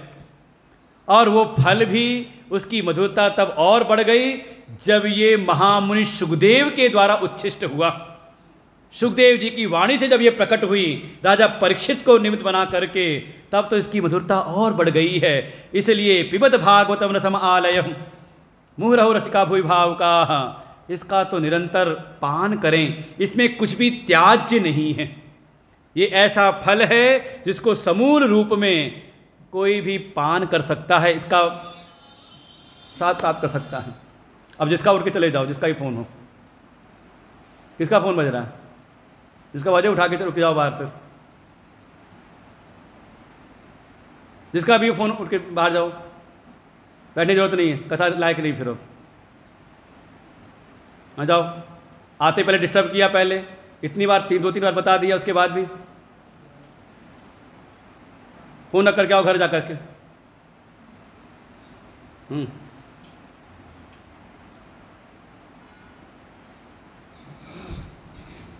सच्चिदानंद भगवान की जय। नैमिषे निमिषक्षेत्रे ऋषय शौनकादयः सत्रं स्वर्गाय लोकाय सहस सममासत। तैकदा तु मुनयः प्रातर्हुताग्नयः सत्कृतं सूतमासीनं प्रपच्छुर्दमादरात्। कथा प्रारंभ होती है नैमिषारण्य तीर्थ से। परम पवित्र नैमिषारण्य तीर्थ है, जहाँ पर एक समय हजारों ऋषि एकत्र हुए, स्वर्ग की कामना से उन्होंने एक यज्ञ का अनुष्ठान किया। और यज्ञ का भी अनुष्ठान कोई छोटा मोटा यज्ञ नहीं, सहस्र सममासतः, हजारों मास चलने वाले दीर्घ यज्ञ सत्र का अनुष्ठान किया। तैकदातु मुनियः, एक दिन उन सभी ऋषियों ने प्रातः काल अपना यज्ञ होम से निवृत्त होकर के उन्होंने सूत जी को बैठाया व्यास आसन पर, और उनसे बड़े आदर पूर्वक इन सब ऋषियों ने प्रश्न किए। ऋषयः ऊचुः त्वया खलु पुराणानि सेतिहासानि चानघ आख्यातान्यपिधीतानि धर्मशास्त्राणि यान्युत। तत्राञ्जसायुष्मन् भवता यद्विनिश्चितं पुंसामेकान्ततः श्रेय तन्न संशितुमर्हसि। प्रायेणल्पायुष सभ्य कलौ अस्मिन् युगे जना मंदः सुमंदमतयो मंदभाग्या विपद्रुता। उन सभी ऋषियों ने प्रणाम करते हुए, हे सूत जी, आपकी क्या महिमा कही जाए। आपने तो अपने गुरुदेव की सेवा करते हुए ये जितने भी धर्मशास्त्र हैं इन सबको अच्छी प्रकार से आपने अध्ययन किया है। हे सूत जी, इन सभी धर्मशास्त्रों का जो सार सर्वस्व है वो आप हमें बताइए। इन सभी धर्मशास्त्रों के द्वारा आपने मनुष्य के कल्याण के लिए जो एकमात्र निश्चित कोई उपाय समझा हो आप वो बताइए, क्योंकि संसार के जो भी साधन बताए जाते हैं वो अनेकांतिक हैं। जैसे आप भी जाओ किसी से कुछ पूछने के लिए तो मन में आता है वो बता दे तो कहते हैं हो तो जाएगा ना इससे, क्योंकि मन में लगता है पता नहीं इतना हम करें हो ना हो। तो जैसे आप चाहते हो ना बिल्कुल ऐसा उपाय पता चले कि फिर कोई और उपाय ना करना पड़े। अच्छा, एक उपाय करने के बाद फिर दूसरा उपाय बताया जाए, फिर दूसरे के बाद तीसरा उपाय बताया जाए, तीसरे के बाद चौथा, तो आपका मन संतुष्ट नहीं होता। हम सब जानना चाहते हैं। और देखिए अर्जुन ने यही बात कही है, यस्य यस्यात् निश्चितम ब्रूहि तन्मे। हे प्रभु, आप भी वो निश्चित करके निश्चित एक मार्ग बताइए जिसमें मेरा कल्याण हो। तो शौनक आदि ऋषियों ने भी कहा, हे सूत जी, पुंसाम एकांततः श्रेयः, जिसमें मनुष्य का निश्चित कल्याण हो सके आप वो साधन बताइए। क्योंकि और साधनों के बारे में भी बताते समय ये ध्यान रखिएगा, हम सब के बारे में ये कलयुग का प्रवेश हो चुका, कलयुग का प्रभाव आ चुका है। और प्रायण अल्पायुषा सभ्य कलौ अस्मिन् युगे जनः। और कलयुग के प्रभाव से पहला तो ये कि मनुष्य की आयु बहुत ज़्यादा नहीं है, अल्प आयु के हो गई हैं। और धीरे औसत आयु 100 वर्ष कही गई, लेकिन आज के समय देखें तो 90 कोई पार कर जाए ना तो शायद हो सकता है पूरे गांव में प्रसिद्ध हो जाए, अरे 90 साल के हो गए हैं, एक वही रहते हैं। का 70-80 पार करना बड़ा मुश्किल है। प्राय एक तो आयु इनकी बहुत कम हो गई है और उसमें भी बड़े शरीर से बड़े आलसी हो गए हैं। अपने कल्याण के साधन में उनकी रुचि नहीं होती। 2 घंटे बैठ के कथा सुननी पड़ेगी, 2 घंटे, कुछ कम में नहीं हो सकता है। कहा ज़्यादा समय कुछ किया नहीं जाता, फिर बुद्धि भी ज़्यादा नहीं लगती। चलो आधे घंटे में सीधे सूत्र बता दे तो कहा वो समझ में नहीं आता, बुद्धि नहीं है। शरीर से मंद हैं और बुद्धि से और भी ज़्यादा मंद है, सुमंद मतयः। और परिणाम स्वरूप भाग्य भी बहुत अच्छा नहीं है। लेकिन अपने कल्याण के साधन में और सांसारिक कार्यों में का दुनिया भर के उपद्रव में तो ऐसा उनका मन लगता है कि क्या पूछो। अपने पतन के साधनों में तो वो जी तोड़ करके लगते हैं, लेकिन जो धर्म का मार्ग है, मुक्ति के मार्ग में, भक्ति के मार्ग में जल्दी इनकी रुचि नहीं होती। इसलिए बहुत बड़े अगर आपने साधन बता दिए, कहने का मतलब ये है कि जो साधन बताइएगा उसको ऐसा कम से कम बताइएगा जिसमें समय कम से कम लगे। बहुत बड़ा साधन ना बताइए कि हाँ 6 महीने अनुष्ठान करना पड़ेगा, वो कोई आए 6 महीने का 6 जिसमें समय लगे कम से कम, परिश्रम भी करना पड़े कम से कम, और बुद्धि भी लगानी पड़े कम से कम। अच्छा ठीक है, सब कम से कम लगेगा, लेकिन खर्चा बहुत आएगा। कहा अरे खर्चा भी लगे कम से कम, लागत भी हो कम से कम। ऐसी शर्तों के साथ में क्या मनुष्यों के कल्याण का कोई उपाय है? सूर्य ने कहा अरे चिंता ना करो, सब है। और अपनी गुरु परंपरा को स्मरण करते हुए सूर्य जी ने व्यास जी का स्मरण किया, सरस्वती माता जी का स्मरण किया, भगवान श्री कृष्ण का स्मरण किया, अपनी पूरी गुरु परंपरा का स्मरण करते हुए कहते मुने साधु पृष्ठो हम भवद्भिः लोक मंगलम। हे मुनियों, आपने तो लोक कल्याण का, जगत कल्याण का उपाय पूछा है। देखो यही बात है, मनुष्य जीवन की सार्थकता यही है, अपना भी कल्याण, आत्मनो मोक्षार्थम जगत हिताय च। ये है भक्तों का जीवन, ये है संतों ऋषियों का जीवन। बहुत स्वार्थी नहीं होते कि अपने काम में ही लगे हुए हैं, अपना भला हो जाए, दुनिया से कोई लेना देना नहीं। ऐसा व्यक्ति बहुत ज़्यादा प्रगति साधना के मार्ग में नहीं कर पाता। का भवद्भिः लोक मंगलम, आपने तो लोक कल्याण के लिए बात पूछी है। और ऐसे प्रश्नों से तो यत्किता कृष्ण संप्रश्न ये न आत्मा सुप्रसिद्धति, ऐसे प्रश्न से तो जो ज्ञानी जन उनकी तो आत्मा प्रसन्न हो जाती है। अरे भगवान कृष्ण को प्रसन्न करने वाला ये साधन है। और पहला ही धर्म का विधान समझाया कि कई बार जीवन में कोई बड़े बड़े धर्म तो करता है। देखो धर्म अर्थ काम मोक्ष सीढ़ी धर्म ही है, लेकिन धर्म को भी समझें। कोई धर्म का अनुष्ठान तो करता है, लगता है कि ये बहुत धार्मिक हैं, बहुत इनको अपने कर्तव्यों का बोध है, हर समय अपने कर्तव्यों का वहन करते रहते हैं, लेकिन उस धर्म का परिणाम ना निकले तो। आप घर में एक पेड़ लगाओ और पेड़ तो खूब बड़ा हो जाए, खूब बढ़िया उसमें छाया सब होने लगे, बड़ा पेड़ विस्तार ले ले, लेकिन उसमें फल ना आए तो कहते हैं पेड़ कहते हैं बेकार हो गया, पेड़ अच्छा नहीं है ना। तो ऐसे ही हम अपने जीवन में धर्म रूपी वृक्ष लगाएं और उसका फल ना आए तो कहते हैं वो धर्म कहा वो बेकार है, वो धर्म रूपी वृक्ष बेकार है। वास्तव में धर्म नहीं, बल्कि वो केवल धर्म का आभास मात्र है। धर्म सुनिष्टाम पुंसः विश्वक्सेन कथासु यः नोत्पादे यदिरतिम श्रम एव ही केवलम। कोई धर्म का अनुष्ठान तो करे, लेकिन धर्म का परिणाम संसार से थोड़ा विरक्ति, संसार का अनुभव ना आए, बार बार हाथ जलता रहे और हम हाथ जलाते रहें तो समझो अभी विवेक जगा नहीं। धर्म के परिणाम से थोड़ा अनुभव आए और संसार से मन हट करके भगवान की कथा में लगे, तब समझो कि धर्म है। और कोई बड़ा धार्मिक है, बड़े धर्म का अनुष्ठान सुअनुष्ठितम, अच्छी प्रकार से कोई धर्म का अनुष्ठान करता है, हल्के फुल्के तरह पे नहीं। और ये देखने में भी आता है, कई बार ऐसे धर्मनिष्ठ होते हैं कि वो उनका पूजा पाठ अपने कर्तव्य बिल्कुल नियम से होते हैं, कोई इधर से उधर नहीं होता उनका समय। आप लोग तो कहीं टिकोगे नहीं वहाँ पर, ऐसा ऐसा उनका नियम संयम जीवन में दिखाई देता है, लेकिन कथा के प्रति उनकी रुचि नहीं होती।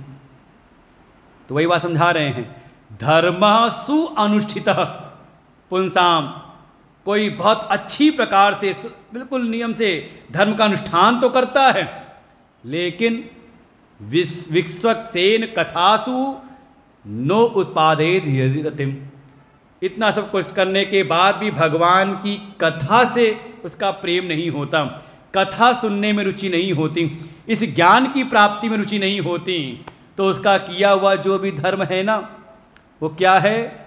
श्रम एव ही केवलम, वो केवल मजदूरी उसकी हो गई, कोरम कर रहा है। और कई बार ऐसा देखा जाता है, लोग पूजा पाठ भी कोरम के रूप में करते हैं। यहाँ जैसे घर के सारे नियम हैं, ऐसी एक नियम ये भी है कि सुबह शाम दिया बाती करनी चाहिए। वो भाव भगवान के प्रति नहीं होता कि हाँ ये भाव हो कि हम भगवान को पुकार रहे हैं, भगवान का स्मरण कर रहे हैं। वो लगता है ऐसे मशीन चल रही हो ना, और कई बार हमारे पंडित जी लोग भी ऐसे करने लगते हैं, तो हमें कहना पड़ता है कि पाठ में हमने कहा ये कोरम पूरा करने के लिए नहीं है, भक्ति भाव से करो तो उसका फल आपको अपने जीवन में अनुभव होगा। बाकी आप कोरम पूरा करोगे, मजदूरी करोगे तो पारिश्रमिक मजदूरी मिलेगी आपको, अर्थ काम की सिद्धि आपके जीवन में होगी, लेकिन जो परम सिद्धि है मोक्ष भगवत प्राप्ति, जीवन का परम कल्याण, उससे आप रिते रह जाते हैं, वो वही काम करने पर भी। इसलिए कहा धर्म वो है जो हमारे भीतर भगवान से प्रीति उत्पन्न कराए, भगवान की कथाओं में हमारी रुचि हो जाए, वास्तव में वही धर्म है। धर्म से ही अपवर्गस्य, धर्म का जो लक्ष्य है वो है भगवत प्राप्ति। अगर भगवत प्राप्ति के अतिरिक्त कुछ और लक्ष्य बना रखा है तो समझ लें वो धर्म आपका कल्याण नहीं करेगा। कथा विस्तार से आगे आएंगी धर्म पुरुषार्थ की। ऐसे ही और वास्तव में ये जीवन की सिद्धि किसमें है? का तत्व की जिज्ञासा में, जीवस तत्व जिज्ञासा। अगर जीवन है तो जीवन हमारा ऐसा हो, धर्म के द्वारा प्राणित हो, अपना जीवन धर्म से संयुक्त हो, धर्म के परिणाम से अंतःकरण शुद्ध हो और उसमें तत्व की जिज्ञासा अंकुरित हो जाए। थोड़ा तत्व को जानने की, मैं कौन हूँ, ये जगत का तत्व क्या है, ईश्वर कौन है, ऐसी तत्व की जिज्ञासा जिसमें आ जाए, वास्तव में उसका जीवन धन्य है। तत्व के बारे में संक्षेप वर्णन किया। वदन्ति तत्विदः तत्त्वं यज् ज्ञानम अद्वयम्। तत्व क्या है?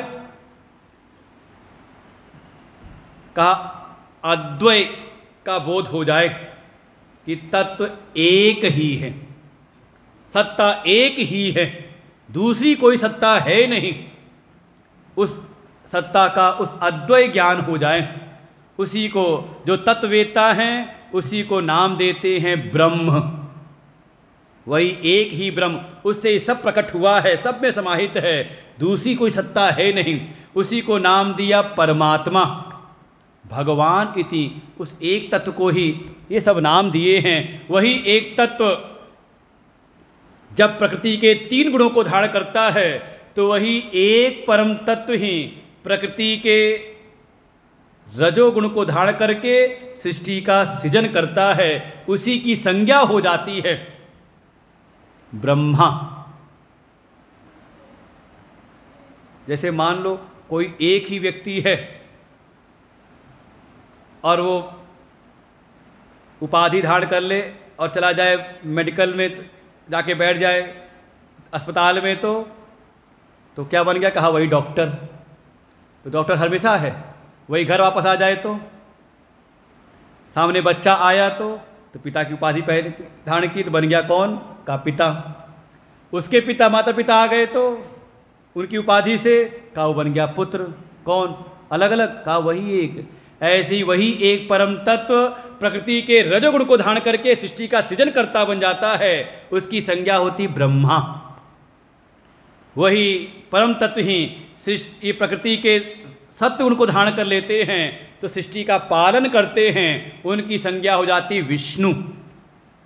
और वही जब प्रकृति के तमोगुण को धारण करते तो उनकी संज्ञा सृष्टि का फिर विनाश करते, प्रलय करते हैं, नाम हो जाते हैं, उनका संज्ञा पड़ती है उनकी भगवान। आप शिव कह लो, हर ऐसी उसकी संज्ञाएं हो जाती हैं तीनों प्रकार की।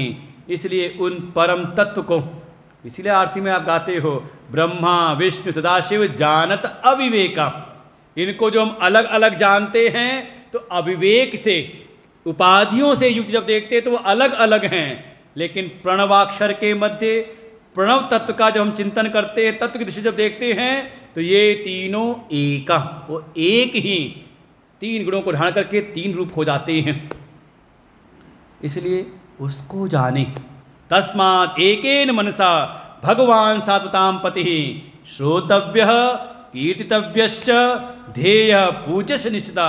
इसलिए उस एक परम तत्व में ही अपने मन को लगा दे, उसका ही श्रवण करें, उसका ही चिंतन करें, उसका ही ध्यान करें, उस एक तत्व को ध्यान में रखते ही पूजा करें। हम जो अपने हमारे इष्ट हैं, चाहे उनका जो भी रूप हो, उनकी पूजा करते समय ये बोध बना रहे, ध्यान बना रहे कि ये जो मेरे इष्ट हैं यही परम तत्व हैं, यही सारे जगत में समाये हुए हैं। ऐसा करते रहें। इसका परिणाम भिद्यते हृदय ग्रंथि छिद्यन्ते सर्व संशयाः क्षीयन्ते चास्य कर्माणि दृष्ट एवात्मनि ईश्वरे। इस ज्ञान के द्वारा जब ये बोध होता है तो हृदय की सारी ग्रंथियां कट जाती है। कल भी आया था ये श्लोक, ये हमारे उपनिषद का मंत्र है, अब बार बार आता है भागवत जी में बीच बीच में। भिद्यते हृदय ग्रंथि छिद्यन्ते, हाँ लिखा भी यहाँ पर, देखो अंतर है थोड़ा सा, देखना हम पढ़ रहे हैं उस पर थोड़ा सा अंतर है। भिद्यते हृदय ग्रंथि छिद्यन्ते सर्व संशया क्षीयन्ते चास्य कर्माणि दृष्ट एवात्मनीश्वरे। आखिरी मंत्र आ गया ना, उसमें है तस्मिन् दृष्टे परावरे, पर और अवर दोनों रूपों को जान करके। और यहाँ क्या कहा? दृष्ट एव आत्मनि ईश्वरे, अपनी आत्मा में ही ईश्वर का दर्शन करके, जान करके। जैसे इसको ये बोध होता है कि वही एक परम तत्व मेरी आत्मा है, वो जो तीनों रूप काम कर रहे थे ना, वही तत्व सृष्टि का सृजन करने वाले हुए, रजोगुण को धारण करके, वही पालन करने वाले सत्वगुण को धारण करके, वही संहार करने वाले हुए तमोगुण को धारण करके, वही तत्व वही मेरी आत्मा है। ऐसा बोध होते ही उसकी सारी अविद्या ग्रंथि कट जाती है, सारे संशय उसके मिट जाते हैं। क्षीयन्ते चास कर्माणि, उसके ही जो भी कर्म हैं उसको फिर कर्म फल नहीं देते।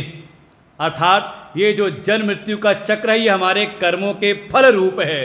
वो जो कर्म है वो निर्बीज हो जाते हैं। जैसे कोई बीज है, उसको थोड़ा सा हम गरम तवे पे भून दें, तो गरम कर दें, क्या होता है, उसकी रूप आकृति नहीं बदलती, लेकिन सावधानी से भूने, जल ना जाए। अगर गरम कर दें तो उसमें जो अंकुरण करने की जो सामर्थ्य है, आपको हम दे दें, ले जाओ बीज, और उसको पहले से गर्म करके खूब भून करके दे दें, रख दें, और दे जाके खेत में बो आओ, कुछ निकलेगा वहाँ खेत में? कहा नहीं। ऐसे ही वो जो हमारे पूर्व के जो संचित कर्म हैं वो भी इस ज्ञान अग्नि से, कहा, वो भुन से जाते हैं।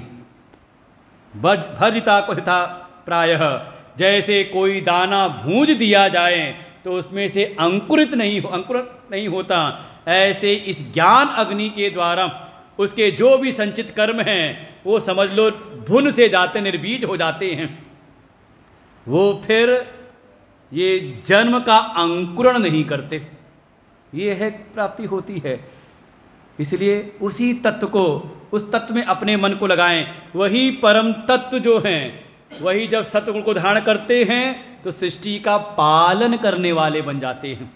और देखो, सृष्टि बनाने, जैसे घर बनाने वाले को वो मिस्त्री उसी जो होते, एक बार आते हैं, काम करके चले जाते हैं, और कभी तुड़वाना हो, ध्वस्त करना हो तो एक बार आएंगे, वो बुलडोजर बाबा आ जाए, तोड़ के सब चले जाएंगे। लेकिन उस घर को मेंटेन करना हो तो जो मेंटेनेंस वाले होते समय समय पे रूप बदल के आते रहते हैं। कभी कारपेंटर आ जाएगा, लग जाएगा, काम करे चला जाएगा, कभी इलेक्ट्रिशियन आएगा, काम करे चला जाएगा, कभी वही आएगा, पेंटर आए के रूप में आएगा, करके चला जाएगा।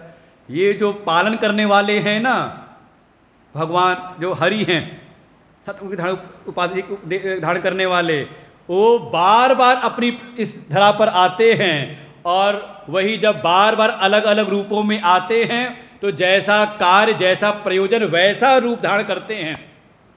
तो उसी को कहते हैं अवतार। वही जो परम तत्व हैं, उन्हीं का जो सत्गुण उपाधि जो स्वरूप है भगवान श्री हरि, वही फिर आते हैं धराधाम पर। 24 अवतारों का यहाँ पर वर्णन है। सनत कुमार हैं, वाराह, नारद, नर नारायण, कपिल, दत्तात्रेय, यज्ञ, ऋषभ, पृथु, मत्स्य, कच्छप, धन्वंतरी, मोहिनी, नृसिंह, वामन, परशुराम, व्यास, राम, बलराम, बुद्ध, कल्कि, हंस अवतार एक होगा, एक हयग्रीव अवतार भी है। और जो श्री कृष्ण हैं तो कहा एते चांश कला पुंसा कृष्णस्तु भगवान स्वयं। बाकी सब तो अवतार हैं और श्री कृष्ण वो स्वयं अवतारी हैं श्रीमद्भागवत जी में, क्योंकि यही परम तत्व है, यहाँ प्रतिपाद्य देवता हैं। इदं भागवतम नाम पुराणम ब्रह्म संहितम उत्तम श्लोक चरितम चकार भगवान श्री। और श्रीमद्भागवत कुछ और नहीं, भगवान के इन्हीं अवतार चरित्रों का जिसमें निरूपण किया गया है, और वो भी वैदिक सिद्धांतों से संयुक्त होकर के, जो वेद सम्मत है उसका ही नाम है श्रीमद्भागवत। भगवता नाम प्रोक्तम इति भागवतम, जिसमें भगवान के अवतार चरित्रों का, अवतार लीला चरित्रों का जिसमें निरूपण किया है और वेद के सिद्धांतों से संयुक्त करके, उसका ही नाम है श्रीमद्भागवत। सूत जी ने स्मरण किया। मैं आपको वही भागवत सुनाता हूँ जैसा मैंने अपनी गुरु परंपरा से सुना है, समझा है। स्मरण किया सुखदेव जी को, परम विरक्त हैं, योगी नाम परमम गुरु। किसी गृहस्थ के द्वार पर केवल उतने क्षण रुकते हैं जितनी देर में गाय दूह ली जाए, और उतने क्षण मात्र में ही उस गृहस्थ के, उस कह सकते हैं गृह को, घर को, कहा वो तीर्थ स्वरूप कर देते हैं। संतों के चरण जहाँ पड़ जाएं, लेकिन हमारी भी वो भावना हो तब। अगर महात्म बोध नहीं है तो जस के तस रह जाते हैं। ऐसे सुखदेव जी की स्मृति स्मरण किया, अपने परंपरा में ही व्यास जी का स्मरण किया जिनका द्वापर के बिल्कुल समापन के समय पे जिनका अवतार हुआ, भगवान के अवतार हैं। 24 अवतारों में व्यास जी, जिन्होंने आकर के ये जो युग धर्म है इसके रहस्य को जाना कि द्वापर के बाद कलयुग में अब लोगों की इतनी रुचि शास्त्रों के प्रति नहीं होगी, कहीं ये हमारे वेद शास्त्र लुप्त ना हो जाएं। जो श्रुति परंपरा से ज्ञान चल रहा था उन्होंने उसको लिख डाला, और ऐसे ही एक वेद के 4 विभाग करके वेदों का संकलन किया। ऋग्वेद, यजुर्वेद, सामवेद, अथर्ववेद, एक एक करके। फिर 2 इतिहास हैं, महाभारत रामायण, उसकी रचना की, और एक एक करके 17 पुराणों की रचना कर डाली। लेकिन मन को तृप्ति नहीं हुई। वो लगता है ना, कुछ भी करने के बाद कुछ खालीपन सा रहता है, अरे वो वैसा हुआ नहीं, कुछ कमी सी होने लगी मन में। आगमन हुआ देवर्षि नारद का, और जब उन्होंने उनकी मन की व्यथा, उनकी चिंता को देखा, उन्होंने भागवत की महिमा को स्थापित किया उनके समक्ष। अपनी ही आत्मकथा सुनाई कि मैं पहले पूर्व के जन्म में एक दासी का पुत्र था, संतों की कृपा मिली, उनसे मैंने भागवत कथाएं सुनी, और जीवन में ऐसा परिणाम आया कि हर जगह से मेरा मन अनासक्त हो गया। धीरे धीरे साधना में आगे बढ़ा, बड़े धैर्यपूर्वक मैंने साधना की, और परिणाम स्वरूप अब मुझको भगवान का पार्षद बनने का अवसर मिल गया। जो पूर्व के जन्म में चाह करके भगवान के दर्शन नहीं कर पाया था, अब तो मेरी भगवान के दर्शन में अबाध गति है, कोई रुकावट नहीं, मैं जब चाहूं तब भगवान के दर्शन कर सकता हूं। लेकिन ये सब हुआ है जो मैंने संतों की कृपा से, संतों के मुख से भागवत का मैंने श्रवण किया था, भगवान की कथाओं को सुना था। लेकिन उस कथा का परिणाम भी जीवन में परिवर्तन, सत्संगत्वे निसंगत्वम, निसंगत्वे निर्मोहत्वम, निर्मोहत्वे निश्चल तत्वम, निश्चल तत्वे जीवन मुक्ति, भज गोविंदम भज गोविंदम, गोविंदम भज मूढ़मते। सत्संग के श्रवण के द्वारा संसार से असंगता का अनुभव हुआ, साधना में तितिक्षा और धैर्य, ये दो गुण मैंने प्राप्त किए संतों की कृपा से। धैर्य बनाए रखा अपना, और जो भी अनुकूल प्रतिकूल परिस्थितियां थीं उसमें तितिक्षु बना रहा। अनुकूलता में बहुत गर्वित नहीं हुआ, और प्रतिकूलता में हाय हाय सी नहीं हुई। दोनों में प्रबल तितिक्षा से संयुक्त रहा, और तो और प्रबल धैर्य के साथ साधना करते हुए का मुझको भगवत प्राप्ति हुई।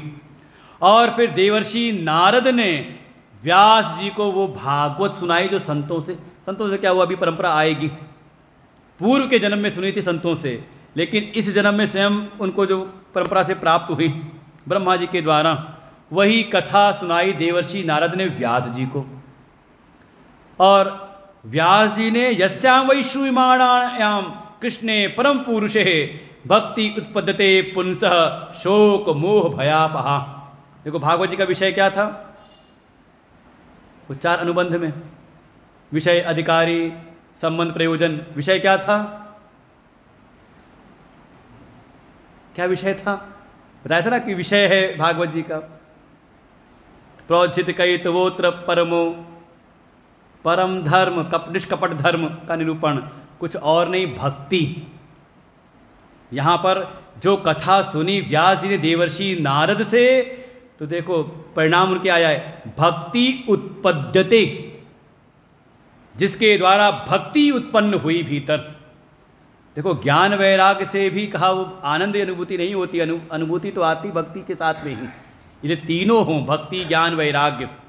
भक्ति उत्पद्यते पुंस, और किसकी भक्ति, तो कहा कृष्णे परम पुरुषे, जो परम पुरुष श्री कृष्ण हैं, तत्व स्वरूप कृष्णात् परम किमपि तत्त्वम अहम न जाने, उन परम परमात्मा श्री कृष्ण के तत्व को जान करके उनकी भक्ति हृदय में उत्पन्न हुई, और शोक मोह भयापहा, वो भक्ति शोक मोह और भय का निवारण करने वाली, ऐसी भक्ति हृदय में उत्पन्न हुई। और व्यास जी प्रसन्न होकर के ससंहिताम भागवतीम कृत्वा अनुक्रम्य चात्मजम, उन्होंने उस भागवत जी का लेखन कर डाला। और लिख करके ये श्रीमद् भागवत संहिता सामने प्रकट होती है। और सबसे पहले अपने पुत्र सुखदेव जी को सुनाया। कौन है सुखदेव जी? निवृत्ति निरतम मुनि, जो निवृत्ति परायण हैं, जिनकी कहीं पर कोई आसक्ति नहीं। वास्तव में इस ज्ञान को वही धारण कर सकता है जिसका कहीं मन आसक्त ना हो। जैसे मान लो आप किसी को एक बात बताओ, ये हम लोग को खूब अनुभव होता है। हम लोग कोई बात सुनाते हैं तो अगले दिन जब कोई बोलता है ना उस बात को, तो कुछ ना कुछ अपनी जरूर लगा देता है उसमें। क्या है, जो जैसे अपने भीतर होंगे वो कुछ ना कुछ उसमें अपना जोड़ता। आपने किसी को एक बात बताई और एक बात और कह दी, किसी को बताना मत, ये जरूर कहना, तभी आगे बात बढ़ेगी। अगर कह दिया अरे इसमें कोई बात सबको पता है तो कुछ नहीं कहेगा, केवल तुमको बताया है, किसी और को मत बताना। अच्छा, इतनी खास बात है, बिल्कुल किसी को नहीं बताएंगे। उसने बताया दूसरे को और शर्त वही लगा दी, तुमको ही बताया है, किसी और को मत बताना। अच्छा ऐसी बात है, उसने फिर तीसरे को, और ऐसे करते करते सब अपनी अपनी लगाते रहते हैं उसमें। एक बात सुनी, उसमें कुछ उसने अपना जोड़ा, उसने अपना जोड़ा, उसने अपना जोड़ा, और जब वो 5 10 से हो करके जब वापस आपके पास आई तो आपको लगा बात तो समझ में आ रही तो थी वही बात, लेकिन ये ऐसी तो मैंने कहा नहीं था। तो क्या हुआ, वो सब मिलावट सबके अपने अपने मन की। तो वास्तव में इस ज्ञान को कौन धारण कर सकता है? जिसका स्वयं का मन निर्वासनिक हो जाए, जिसके चित्त में संसार की कोई जूठन वासना ना हो, वही वास्तव में इस ज्ञान को धारण कर सकता है। इसलिए व्यास जी ने सुखदेव जी को सुनाया, और सुखदेव जी ने फिर समय आने पर राजा परीक्षित को सुनाया। क्यों सुनाया? क्योंकि परंपरा थी।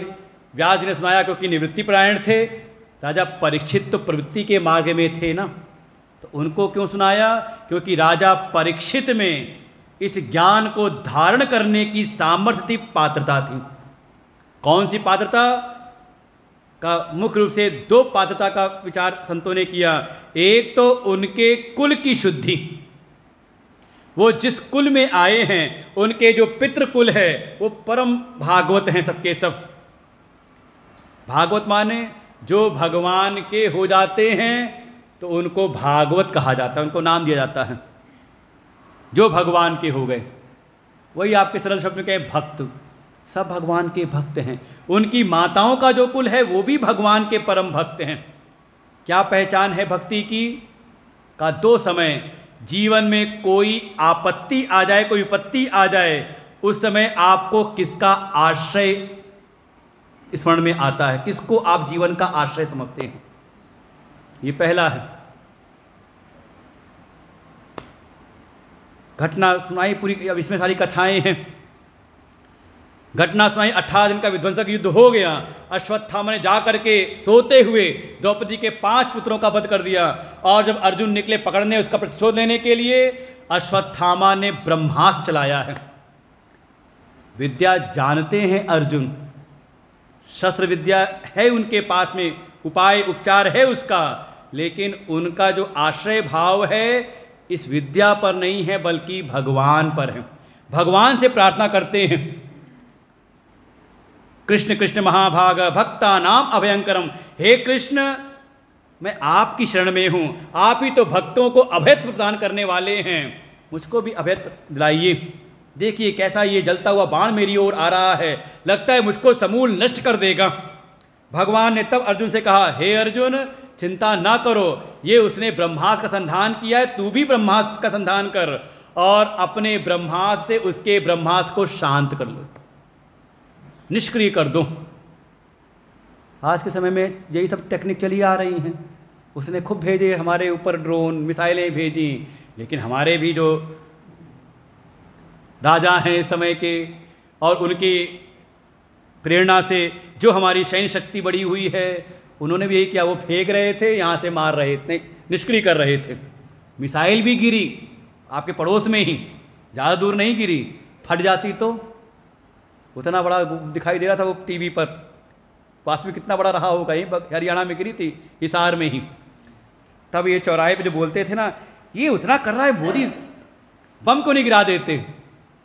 वो लोगों को लगता क्या है ना कि युद्ध वो बॉर्डर पे होगा, सीमाओं पर। अब वो वाला युद्ध नहीं होता कि सीमा पे सैनिक लड़ते रहेंगे। अब तो आग आपके घर तक आएगी।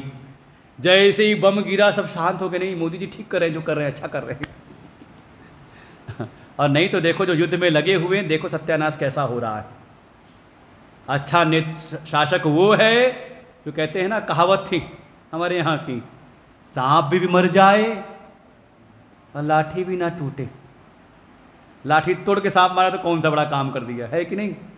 तो वैसे ही है, विश्वास अर्जुन का सामर्थ्य है, लेकिन भगवान की शरण में, विपत्ति में आश्रय हैं प्रभु। धर्म की परीक्षा लेते हैं, वध क्यों नहीं करते? अर्जुन के मन में है कि नहीं ये ब्राह्मण पुत्र हैं और ये दोषी तो द्रौपदी के हैं, द्रौपदी के पास ले आए। द्रौपदी भी यही कहती हैं, मुंच मुंच मुचताम मुचताम ऐसा, इनको छोड़ दो, ये तो गुरु पुत्र हैं, पुत्र के रूप में गुरु ही इस रूप में हैं। ऐसे द्रौपदी का वर्णन किया। धर्मनिष्ठ प्रतिकूल परिस्थिति में भी अपने कर्तव्य का, धर्म का बोध जिनको रहता है। वही अश्वत्थामा ने पुनः ब्रह्मास्त्र चलाया उत्तरा के गर्भ पर। उत्तरा भी आती हैं सीधे भगवान की शरण में, पाहि पाहि महायोगिन देव देव जगतपते ना अन्यम तदभयम पश्ये यत मृत्यु परस्परम। हे कृष्ण, हे प्रभु, आपके अतिरिक्त इस मृत्यु के समय मुझे कोई और आश्रय नहीं दिखता जो मुझको अभयत्व प्रदान कर दे। ऐसे उत्तरा का वर्णन किया। ऐसे ही वर्णन किया है कुंती माँ का। जब भगवान ने कहा वरदान मांगो, तो कुंती तो स्तुति करते हुए यही कहती हैं, विपुध संतुना शश्वत तत तत जगत गुरु भव तो दर्शनम यस्यात् अपुनर्भव दर्शनम। हे प्रभु, अगर कुछ कृपा ही करनी है तो इतनी कृपा बनाए रखो कि समय समय पर विपत्तियां आती रहें। ध्यान रखना, वो धुंधकारी और कोकर्ण, वो दुष्ट जो है, ये जो दुष्ट या आप कह दो कोई व्यक्ति हो चाहे परिस्थिति हो, यही संसार से वैराग्य देती हैं। जब तक वो कहते हैं, जब तक संसार की ठोकर ना मिले ना, तब तक भगवान की याद नहीं आती। किसको किसको लगी? कहा लगी सुग्रीव को तो पहुंच गए भगवान के पास में, बाद में ठोकर लगी विभीषण को तो वो भी आ गए, पहले नहीं आते। हनुमान जी ने बड़े अच्छे समझाया, चलो यहाँ क्यों पड़े हो, यहाँ भक्ति कर, चलो भगवान के पास में। संत कितना भी कहें चलो भगवान की रास्ते, भगवान की भक्ति में लगो, अरे अभी तो लगता है अरे अभी तो संधियाँ है संसार है। लेकिन कब समझ में आती बात? कहा जब ठोकर लगती है संसार की। वो विभीषण ने खुद ही कहा, उर कछु प्रथम वासना, पहले जब आया था तो भगवान मुझे कैसे आना हुआ? तो कहते हैं श्रवण सुजस सुनी आय हूँ। हे प्रभु, आपके यश का श्रवण करके मैं आया हूँ, आपकी कीर्ति मैंने सुनी थी इसलिए आया हूँ। भगवान ने कुछ कहा नहीं, अंतर्यामी जानते सब हैं। भगवान मन में सोचा फिर उसी समय क्यों नहीं आ गए जब हनुमान जी ला रहे थे? जब हनुमान आए थे वहाँ से लंका से तभी आ जाते। कुछ बोले नहीं, भगवान जान गए सब अंदर से। बाद में सब घटनाएं बदलती हैं और एक दिन खुद ही कह देता है, उर कछु प्रथम वासना रही प्रभु पद प्रीति सरित सो बही। हे प्रभु, पहले हृदय की इधर कुछ वासना थी। कौन सी वासना? कहा लंका के शासन भोग की, वहाँ के ऐश्वर्य भोग की वासना थी कहीं ना कहीं चित्त में। वो लगता है अभी संसार भी तो है ना, ये कुछ इसको तो करना चाहिए। लेकिन प्रभु आपकी भक्ति, आपके चरणों की कृपा से वो भी आज निकल गई। और जैसे ही वो वासना निकल गई तो जिस चीज़ की वासना थी भगवान ने वही प्रदान कर दिया, उनका राज्याभिषेक कर दिया वहीं से। आगे यही भक्ति का सूत्र है। कुंती माँ विपत्तियाँ मांगती हैं, ऐसा वर्णन किया। ये जो परीक्षित हैं, इनकी माता का जो कुल है उत्तरा है माँ इनकी दादी हैं सुभद्रा और द्रौपदी, परदादी हैं कुंती। ये सब के सब स्त्री चरित्र हैं, सब भगवान के परम भक्त हैं। परम भागवतों में नाम आया है इनका। इनके पिताओं का कुल अभिमन्यु पिता है अर्जुन, और पांचों पांडव इनके दादा हैं और परदादा हैं पांडु। धर्म की प्रतिष्ठा है और साथ ही भगवान के भक्त हैं। इसी में कथा इनके और भी भीष्म पितामह के विषय में सुनाया। विदुर के विषय में सुनाया, धृतराष्ट्र की भी कथा संकेत सुना दी, कैसे उनकी भी विदुर के समझाने से वो भी घर छोड़ के निकलते हैं, उनका भी कल्याण होता है। इधर राजा परीक्षित का जन्म की कथा भी सुनाई। जन्म के समय जब हुआ इनका, तो देखो गर्भ में भगवान ने रक्षा की थी, उत्तरा के गर्भ में प्रवेश करके। जब उत्तरा आई थी शरण में, तो भगवान के दर्शन तो गर्भ में ही हो गए थे। अपने रक्षक को तो उन्होंने देख लिया था, वास्तव में जो रक्षा करने वाला है उसका दर्शन गर्भ में हो गया था। तो जिसकी गोद में जन्म के समय नाम रखा पुरोहितों ने विष्णुरात, जिनके रक्षक स्वयं भगवान विष्णु हैं। लेकिन बालक का स्वभाव है, जिसकी गोद में जाता है उसको जैसे पहचानता है, परीक्षण कर रहा हो, ये वही तो नहीं, ये वही तो नहीं, इसलिए उपनाम पड़ गया परीक्षित। धीरे धीरे बड़े होते हैं। उधर ये सब तो सुनाया इनके कुल की घटनाओं के बारे में, लेकिन माता पिता तो भक्त हों। कुल तो हमारा बड़ा पवित्र था, अच्छे कुल में आए, लेकिन हमारा स्वयं का जीवन संस्कारित नहीं हुआ तो हमें लगता है आज की समस्या यही सबसे बड़ी है। माता पिता तो हैं, भक्त हैं, संस्कार भक्ति के हैं उनके भीतर, कथा वथा सब सुनते हैं, लेकिन समय से बच्चों को नहीं लगाया तो। और देखो गलती कहाँ पर करते हैं, जब बच्चा बहुत छोटा है, चंचलता उसमें ज़्यादा है, तो हम ले आते हैं उसको सत्संग में, चल बाबा जी कृपा मिलेगी, काम तेरा अच्छा हो जाएगा। ले आए, वो ना तो खुद चैन से बैठता है, ना खुद उनको चैन जो सुन लेकर के उनको चैन से बैठने देता है। अभी बुद्धि ऐसी हुई नहीं कि संस्कारों को ग्रहण कर सकें। ठीक है, ऐसे को हम पूजा पाठ में लगाएं, अच्छा है, लेकिन सत्संग में ले आए तो संस्कार ग्रहण करता नहीं, बल्कि हमारे भी ध्यान को भंग करता रहता है। और जब धीरे धीरे बच्चा हुआ संस्कार ग्रहण करने वाला, लगभग कौमार अवस्था से 13-14 साल का हुआ, और लगभग 10 साल के बाद से लेकर के 18 साल तक होता है, जब तक टीन लगी रहती है, 13, 14, 15, 16, 17, 18, 19, ये टीन एज है ना, ये संस्कार ग्रहण करने वाली है।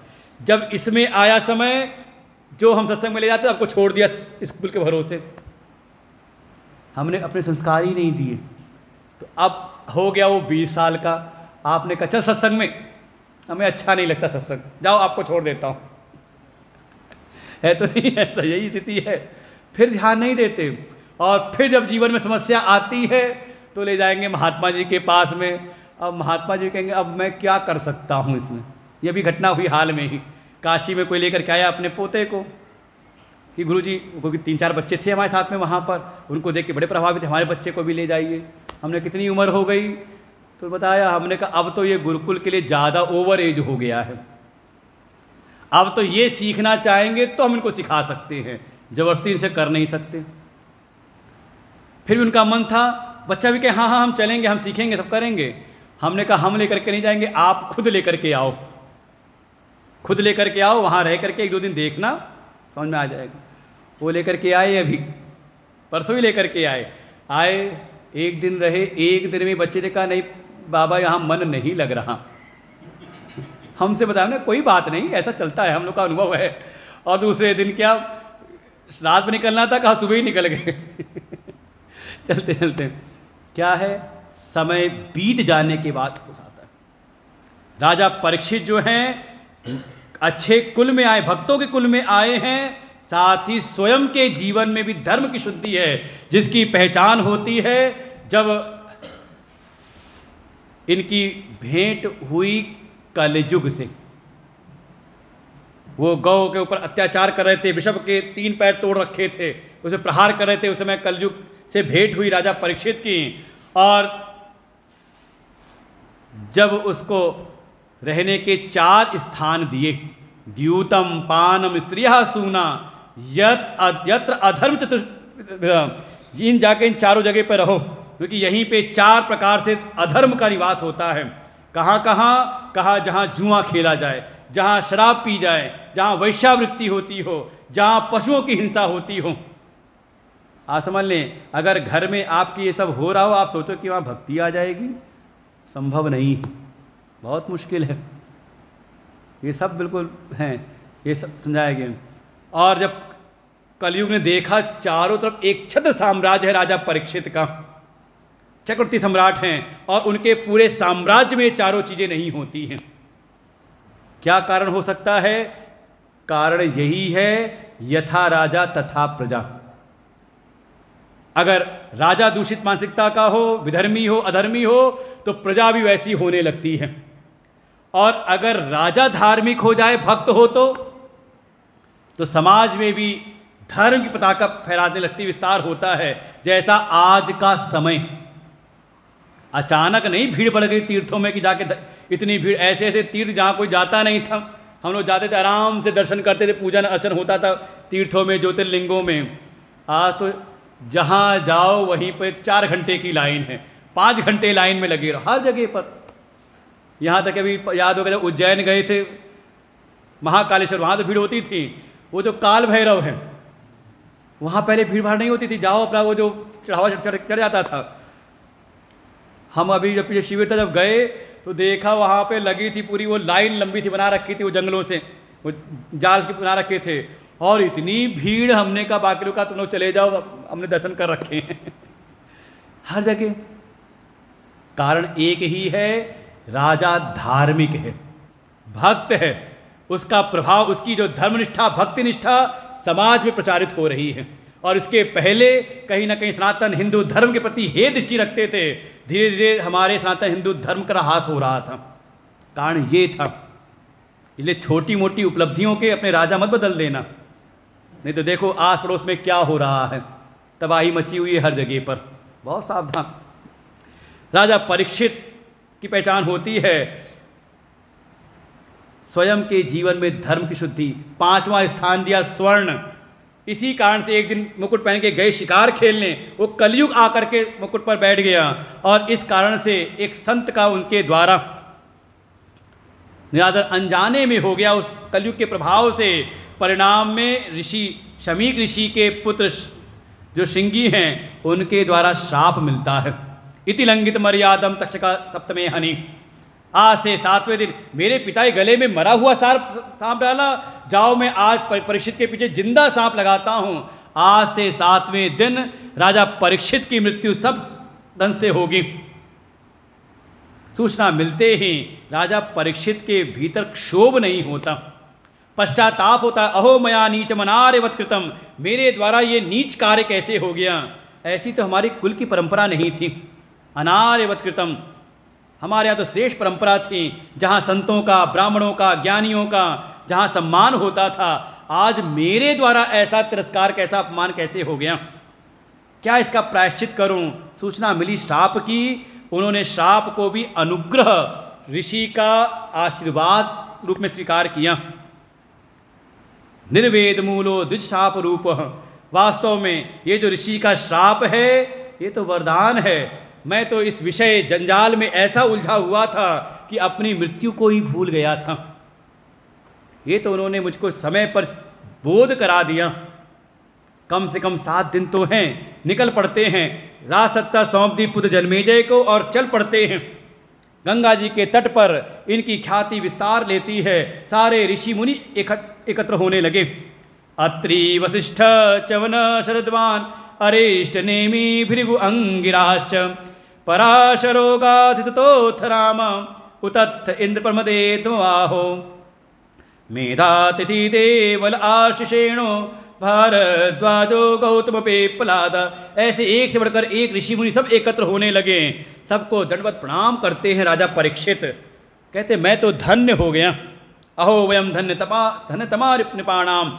ये तो जितने भी राजा हैं उन सभी राजाओं में मैं तो धन्य हो गया। इतने बड़े बड़े महापुरुष जिनका दर्शन दुर्लभ है, आज मुझको उनका दर्शन लाभ मिल रहा है। वास्तव में ये तो ऋषि पुत्र का श्राप ही मेरे लिए वरदान सिद्ध हुआ है। सबसे अपने मन की बात पूछते हैं। तभी वहीं पर सर्वात्मना म्रियमाणैश्च कृत्यं शुद्धं च तत्रांश अभियुक्ता तत्रा भगवान व्यासपुत्रो यदिच्छया कामटमानोनपेक्षः। तभी वहीं पर व्यास नंदन महामुनि सुखदेव भगवान का आगमन होता है। बोले सुखदेव भगवान की। सभी उनके सम्मान में खड़े हो जाते हैं। राजा परीक्षित ने उनको बैठाया, उनका सत्कार किया और पूजन करने के उपरांत उनसे प्रश्न किया। अतः पृच्छामि संसिद्धिं योगिनां परमं गुरुं पुरुषस्य यत् कार्यं म्रियमाणस्य सर्वथा यश्रोतव्यम् अथो जप्यं यत्कर्तव्यं निवे प्रभो स्मर्तव्यं भजनीयं वा ब्रूहि यद्वा विपर्ययम् नूनं भगवतो ब्रह्मन् गृहेषु गृहमेधिनां न लक्ष्यते ह्यवस्थानमपि गोदोहनं क्वचित्। राजा परीक्षित ने उनसे प्रश्न किए हैं कि हे योगियों के भी परम गुरु, आपने बड़ी कृपा की, आप मुझको बताइए कि जो मनुष्य सर्वथा म्रियमाण है उसका परम कर्तव्य क्या है, परम धर्म क्या है, वो क्या करे, किसका श्रवण करे, किसकी सेवा करे, किसका स्मरण करे, किसका जप करे, किसका भजन करे, किसका त्याग करे। ऐसे ऐसे प्रश्न पूछे हैं। मूल प्रश्न है उसका परम कर्तव्य क्या है, परम धर्म क्या है। और ऐसे राजा परीक्षित को महामुनि सुखदेव जी ने अपना शिष्य स्वीकार किया। और जो सुखदेव जी किसी गृहस्थ के द्वार पर गोदोहन मात्र रुकते थे, वो वहीं पर रुक जाते हैं 7 दिन। राजा परीक्षित को अपना शिष्य स्वीकार करके उन्होंने उपदेश किया। श्री शुकुवाच वरीयानेश ते प्रश्न कृतो लोकहितो निप आत्मसम्मत पुंसां श्रोतव्यादिषु यः पर तस्मात् भारत सर्वात्मा भगवान ईश्वरो हरि श्रोतव्यः कीर्तव्यश्च स्मर्तव्ये च सदा भयम् एतावान् सांगयोगाभ्यां स्वधर्म परिनिष्ठया जन्मलाभ परम पुंसाम अन्ते नारायण स्मृति। सुखदेव जी कहते, हे राजन, आप धन्य हैं जो आपके भीतर ये जिज्ञासा उत्पन्न हुई है। ये तो वास्तव में आत्म तत्व की ही जिज्ञासा है। और जिसको भी इस मृत्यु के भय से अभयत्व प्राप्त करना है उसको तो निश्चित ही सर्वात्मा जो भगवान हैं उनका श्रवण करना चाहिए। वही औपाधिक रूप लेकर के भक्तों का संकटों का हरण करते हैं। ऐसे सर्वात्मा का उसको पहले श्रवण करना चाहिए कि परमात्मा ही सबकी आत्मा रूप हैं। उन सर्वात्मा प्रभु का पहले वो सत्संग में श्रवण करे, फिर उसका ही चिंतन करे और निरंतर उसका ही स्मरण करे। और जैसे हम कभी अपने आप का विस्मरण नहीं करते, किसका, मैं, कभी होता है मैं नहीं हूँ, भूल गए कि मैं हूँ कि नहीं हूँ, होता है कभी, कुछ भी हो जाए, दुनिया भूल जाए लेकिन मैं हूँ याद रहता है। ऐसे ही भगवान नारायण की स्मृति बनी रहे। और वो तभी होगी जब ये बोध हो जाए कि ये जो मैं, ये जो चेतन आत्मा है, यही नारायण है, यही श्री कृष्ण हैं, वही परमात्मा प्रभु हैं। और यही सारे सांख्य योग इत्यादि जो भी साधनाएं हैं, स्वधर्म, ये जो स्वधर्म निष्ठा है, इन सब का यही परम लाभ है कि आपको ये स्मृति बनी रहे, हर क्षण नारायण की स्मृति, परमात्मा की स्मृति बनी रहे। इसके लिए ही इदम भागवतम नाम पुराणम ब्रह्म संहितम। हे परीक्षित, बैठिए, मैं आपको कथा सुनाता हूँ भागवत की, जो वेद सम्मत है। और आपके पास 7 दिन है, कोई अपना कल्याण करना चाहे तो मुहूर्त मात्र में कल्याण कर सकता है। खटवांगो नाम राजर्षि, एक सतयुग के प्राणी थे खटवांग, उनको सूचना मिली, खबर मिली कि केवल मुहूर्त मात्र 2 घड़ी केवल समय शेष है आयु का। उन्होंने तत्क्षण ही सब जगह से अपने मन को हटा लिया, मनो निर्विषयम कृत्वा, मन को निर्विषय करके मन को भीतर ही अपनी आत्मा में ही अवरुद्ध कर लिया। और आत्मा में ही परमात्मा की अनुभूति करके उन्होंने अपना परम कल्याण किया, परम कल्याण की प्राप्ति उनको हो गई। हे राजन, आपके पास तो 7 दिन हैं, इसलिए थोड़ा ध्यान की साधना का अभ्यास होना चाहिए। जब आपका रोज का अभ्यास होगा तब अंतकाले तो पुरुष आगते गत साध्वस, जो निरंतर साधना करता है, कम से कम नित्य की अगर साधना हो ध्यान में बैठने की, चाहे वो 15-20 मिनट ही क्यों ना बैठे, लेकिन नियम से बैठें तो ये अभ्यास बना रहता है। और ये अभ्यास जिसका है वही अंत काल आ जाने पर सब जगह से उसको अनुभूति भी हो जाती है। हम तो कई बार लोग सुनते हैं समाज में ही, कोई बताता है अपने बाबा के बारे में कि उनको जैसे आभास हो गया कि हाँ मैं जाने वाला, और उन्होंने उसी समय अपना काम सब निपटा लिया, कर लिया। ये जो नित्य के साधक हैं उनकी सूक्ष्म दृष्टि बनती है और ऐसी स्थिति आने पर वो स्वयं उठ करके बैठ जाते हैं। ये तो हमारे प्रत्यक्ष एक महात्मा जी हमारे मेरठ में रह करके लखनऊ गए कोरोना टाइम में, और अगले जिस दिन उनका शरीर शांत हुआ उस दिन सबने उनको सोफे पर बैठे हुए देखा। एक बार जो प्रातःकाल कोई सेवक गया तो उनको लगा महाराज जी ध्यान कर रहे हैं, चला आया। फिर 1 घंटे बाद गया तो उसको लगा अभी भी ध्यान में बैठे हैं। 2-3 घंटे बाद फिर गया तो देखा कि अभी बैठे ही हुए हैं। तो जो महाराज जी थे उनको बताया, तो जब आए उन्होंने हिलाया कि बैठे हैं लोग, अपना इन लोग अनुभव होगा। हमारे 2 विद्यार्थी हैं आत्मानंद जी, और जैसे हिलाया तो बोला कि चले, मतलब अंतिम समय बैठे हुए पाए, मतलब उनको भीतर चेतना जागृत थी कि अंतिम समय आ गया, उसी समय ध्यान में बैठ गए। कई ऐसी स्थितियाँ आती हैं। तो ऐसा अगर निरंतर का अभ्यास है, एक बार कुछ समय तो ऐसे बैठे, सब जगह से मन को हटा करके मोबाइल का प्रयोग करना है तो यहाँ किया करो। मोबाइल को कर दो साइलेंट, उसमें लगा दो टाइमर, 15 मिनट का लगाओ, एहसास हो जाएगा कितना आप ध्यानी हो। वो 15 मिनट होने पर क्या कहते हैं फिर घंटी बजाता है, पहले घंटी नहीं बजा सकती, लेकिन साइलेंट करके और 15 मिनट बैठो, 15 मिनट जब तक घंटी नहीं बजेगी उठेंगे नहीं हम। आपको लगेगा 2-3 मिनट में लगता है ऐसे युग बदल 5 मिनट भी भारी लगते हैं, इसीलिए हमने कहा मोबाइल का प्रयोग कर सकते हो वहाँ पर साइलेंट करके, टाइमर लगा के बैठ के देखो, रोज अभ्यास करो। 15 मिनट आंख बंद करके कुछ भी ध्यान नहीं करना है, केवल शांत बैठना है। ऐसे बैठ करके देखो, ये निरंतर का अभ्यास हो तो अंतिम समय में भी ऐसा ही हो जाता है। इसलिए ध्यान के ऊपर विशेष जोर दिया श्रीमद् भागवत जी में, दूसरे स्कंद में ध्यान की साधना बताई है।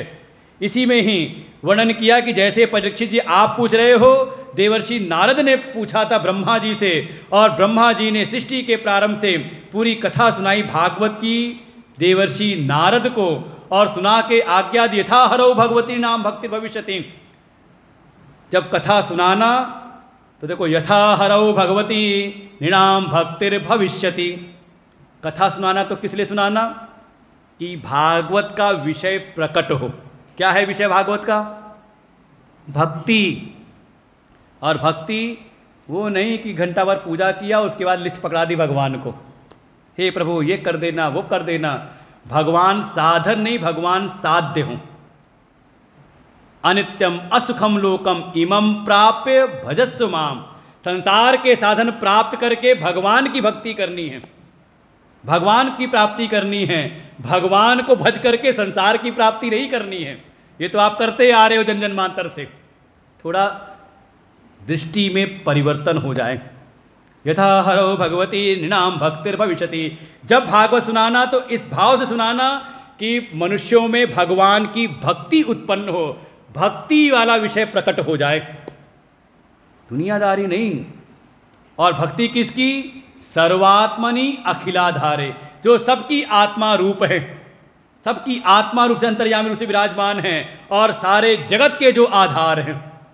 ऐसे भगवान की भक्ति सबको प्राप्त हो, इसके लिए पूछा कि आपको एक ज्ञान कहाँ से मिला? तो ब्रह्मा जी ने कहा मुझको ये ज्ञान मिला था जब मैं प्रकट हुआ भगवान के नाभि कमल से। तो भगवान के लिए मैंने तपस्या की, साधना की, और स्वयं भगवान ने आकर के मुझको ये उपदेश किया था। 4 श्लोकों में श्री भगवान उवाच अहमेवासमेवाग्रे नान्यद्य सत्परम पश्चादहं यदि तच्च योऽवशिष्येत सोऽस्म्यहम् द्वितीय अर्थं यत् प्रतीयेत न प्रतीयेत चात्मनि तद्विद्यात् आत्मनो मायां यथा भासो यथा तमः प्रविष्टान्य यथा महान्ति भूतानि भूतेषु च वचेष्वनु प्रविष्टान्य प्रविष्टानि तथा तेषु न तेष्वहम् एतावदेव जिज्ञास्यं तत्व जिज्ञासुनात्मना अन्वय व्यतिरेकाभ्यां यस्या सर्वत्र सर्वदा। 4 श्लोकों में भगवान नारायण ने उपदेश किया ब्रह्मा जी को। ब्रह्मा जी ने उसको सुनाया देवर्षि नारद को 3 अध्याय में। देवर्षि नारद ने इसका विस्तार करके सुनाया व्यास जी को, और व्यास जी ने उसी का विस्तार करके 18,000 श्लोकों में। मूल क्या है? ये 4 श्लोक। पहले श्लोक में सत्य क्या है? देखो भागवत जी का प्रतिपाद्य शुरू में आया था सत्यम परम धीमहि, सत्य का बोध कराने के लिए कि जो कुछ भी दिख रहा है वो सत्य नहीं है, जिसको दिख रहा है वो सत्य है, जो देख रहा है वो नहीं, जिसको दिख रहा है, जो उसका साक्षी है वो सत्य है। सत्य का, और वो सत्य रूप में वो समझ लो आपकी जो अहम वृत्ति है वो चेतन ही सबका साक्षी है। और भगवान कह रहे हैं जो अहम है ना, यही मैं हूँ। अहम एव समेवाग्रे, मैं ही सृष्टि के पूर्व में, सृष्टि के मध्य में और सृष्टि के प्रलय होने के बाद भी मैं ही रहता। ये मैं है, ये मैं का नाश नहीं होता। जो आपका अहम है, आपकी जो सत्ता है, ये आप इस शरीर के भी पहले भी थी, शरीर के साथ भी है, शरीर के नाश के साथ इसका नाश नहीं बल्कि इसके बाद भी। उस सत्य को जानो। नहीं जान पाते क्यों? क्योंकि एक माया है जो सत्य वस्तु को तो कर देती है, आवृत ढक लेती है। तो सत्य का भान नहीं होता, जो नहीं है उसका भान करा देती है, उसका नाम है माया। ये जगत क्या है, जगत के बारे में बताया। और इस जगत में मेरी प्राप्ति कैसे करें, तो 2 वृत्ति है। एतावत एव जिज्ञासा, ऐसी जिज्ञासा होनी चाहिए। सत्य क्या है, माया क्या है, जगत क्या है, ऐसी जिज्ञासा हो तो अन्वय और व्यतिरेक के द्वारा परमात्मा का ज्ञान होता है। सब सारे जगत का वही एकमात्र कारण है, तो कारण सब में समाया, सब में परमात्मा को देख लो। सब परमात्मा, परमात्मा ही सब रूप में है। और दूसरा, जो कुछ दिख रहा है सब जड़ है, दृश्य है, वो परमात्मा नहीं बल्कि जिसको दिख रहा है। दिख रहा है मतलब ये शरीर भी दिख रहा है, ये शरीर भी झूठा है। अब ये नहीं कि अपने को तो सत्य बना लिया, दूसरे को मिथ्या साबित कर दिया। शरीर भी फिर, हाँ, ये सब जो कुछ आपके बोध का विषय बना, आपका मन बुद्धि भी, ये सब भी का जड़ है, वो परमात्मा नहीं बल्कि सबका निषेध करते हुए जो शेष रहता है वही सत्य है। इसका अनुभव कराया। आगे कथा सुनाई कि एक समय महात्मा विदुर ने प्रश्न किया मैत्री ऋषि से, और मैत्री ऋषि ने उनको यही भागवत धर्म का उपदेश किया, जो हम लोग कल से सुनेंगे। आज यहीं पर विश्राम लेते हैं। देखो आज की कथा सत्य से शुरू हुई, सत्यम परम धीमहि, और परम सत्य के बोध से ही, अर्थात जीवन का परम लक्ष्य यही है कि हम सत्य के अन्वेषक बने। ये संसार की छोटी मोटी बातों पर ज़्यादा जिरह वाद विवाद में न अटकें, बिल्कुल परम सत्य का, और उसका ज्ञान कराने के लिए परम साधन है भक्ति। भक्ति अर्थात पूर्ण समर्पण भगवत चरणों में, और भगवत कृपा से जो सद्गुरु प्राप्त हुए हैं उनके चरणों में पूर्ण समर्पण। कम से कम एक ऐसी जगह हो जहां हम अपनी बुद्धि मन को बाहर रख करके आएं, नहीं तो परिणाम होता नहीं। मूरख हृदय नचेत जो गुरु मिलई बिरंचि सम, ब्रह्मा भी आ जाएं तो भी आपका कल्याण नहीं कर सकते अगर ये भक्ति हृदय में समर्पण भाव नहीं है। जैसा समर्पण परमात्मा में वैसा ही गुरु में। यस देवे परा भक्ति, ये भी लिखा हुआ है, पढ़ लो। यस देवे परा भक्ति यथा देवै तथा गुरौ तस्सैते कथिता ह्यर्था प्रकाशन्ते महात्मना। कहाँ लिखा है? श्वेताशतर उपनिषद वेद में, कि जैसी भक्ति, जैसा समर्पण हमने भगवान में किया वैसा ही समर्पण गुरु में हो जाए। तो ये सारा जो अपना स्वरूप है ना, ये सत्स्वरूप परमात्मा है जो ना, ये प्रकट होता है, प्रकाशित होता है। ये सारी माया की छाया दूर हो जाती है। ओम पूर्णमदः पूर्णमिदं पूर्णात् पूर्णमुदच्यते पूर्णस्य पूर्णमादाय पूर्णमेवावशिष्यते। ओम शांति शांति शांति। हरि ओम। श्री गुरुभ्यो नमः। हरि ओम।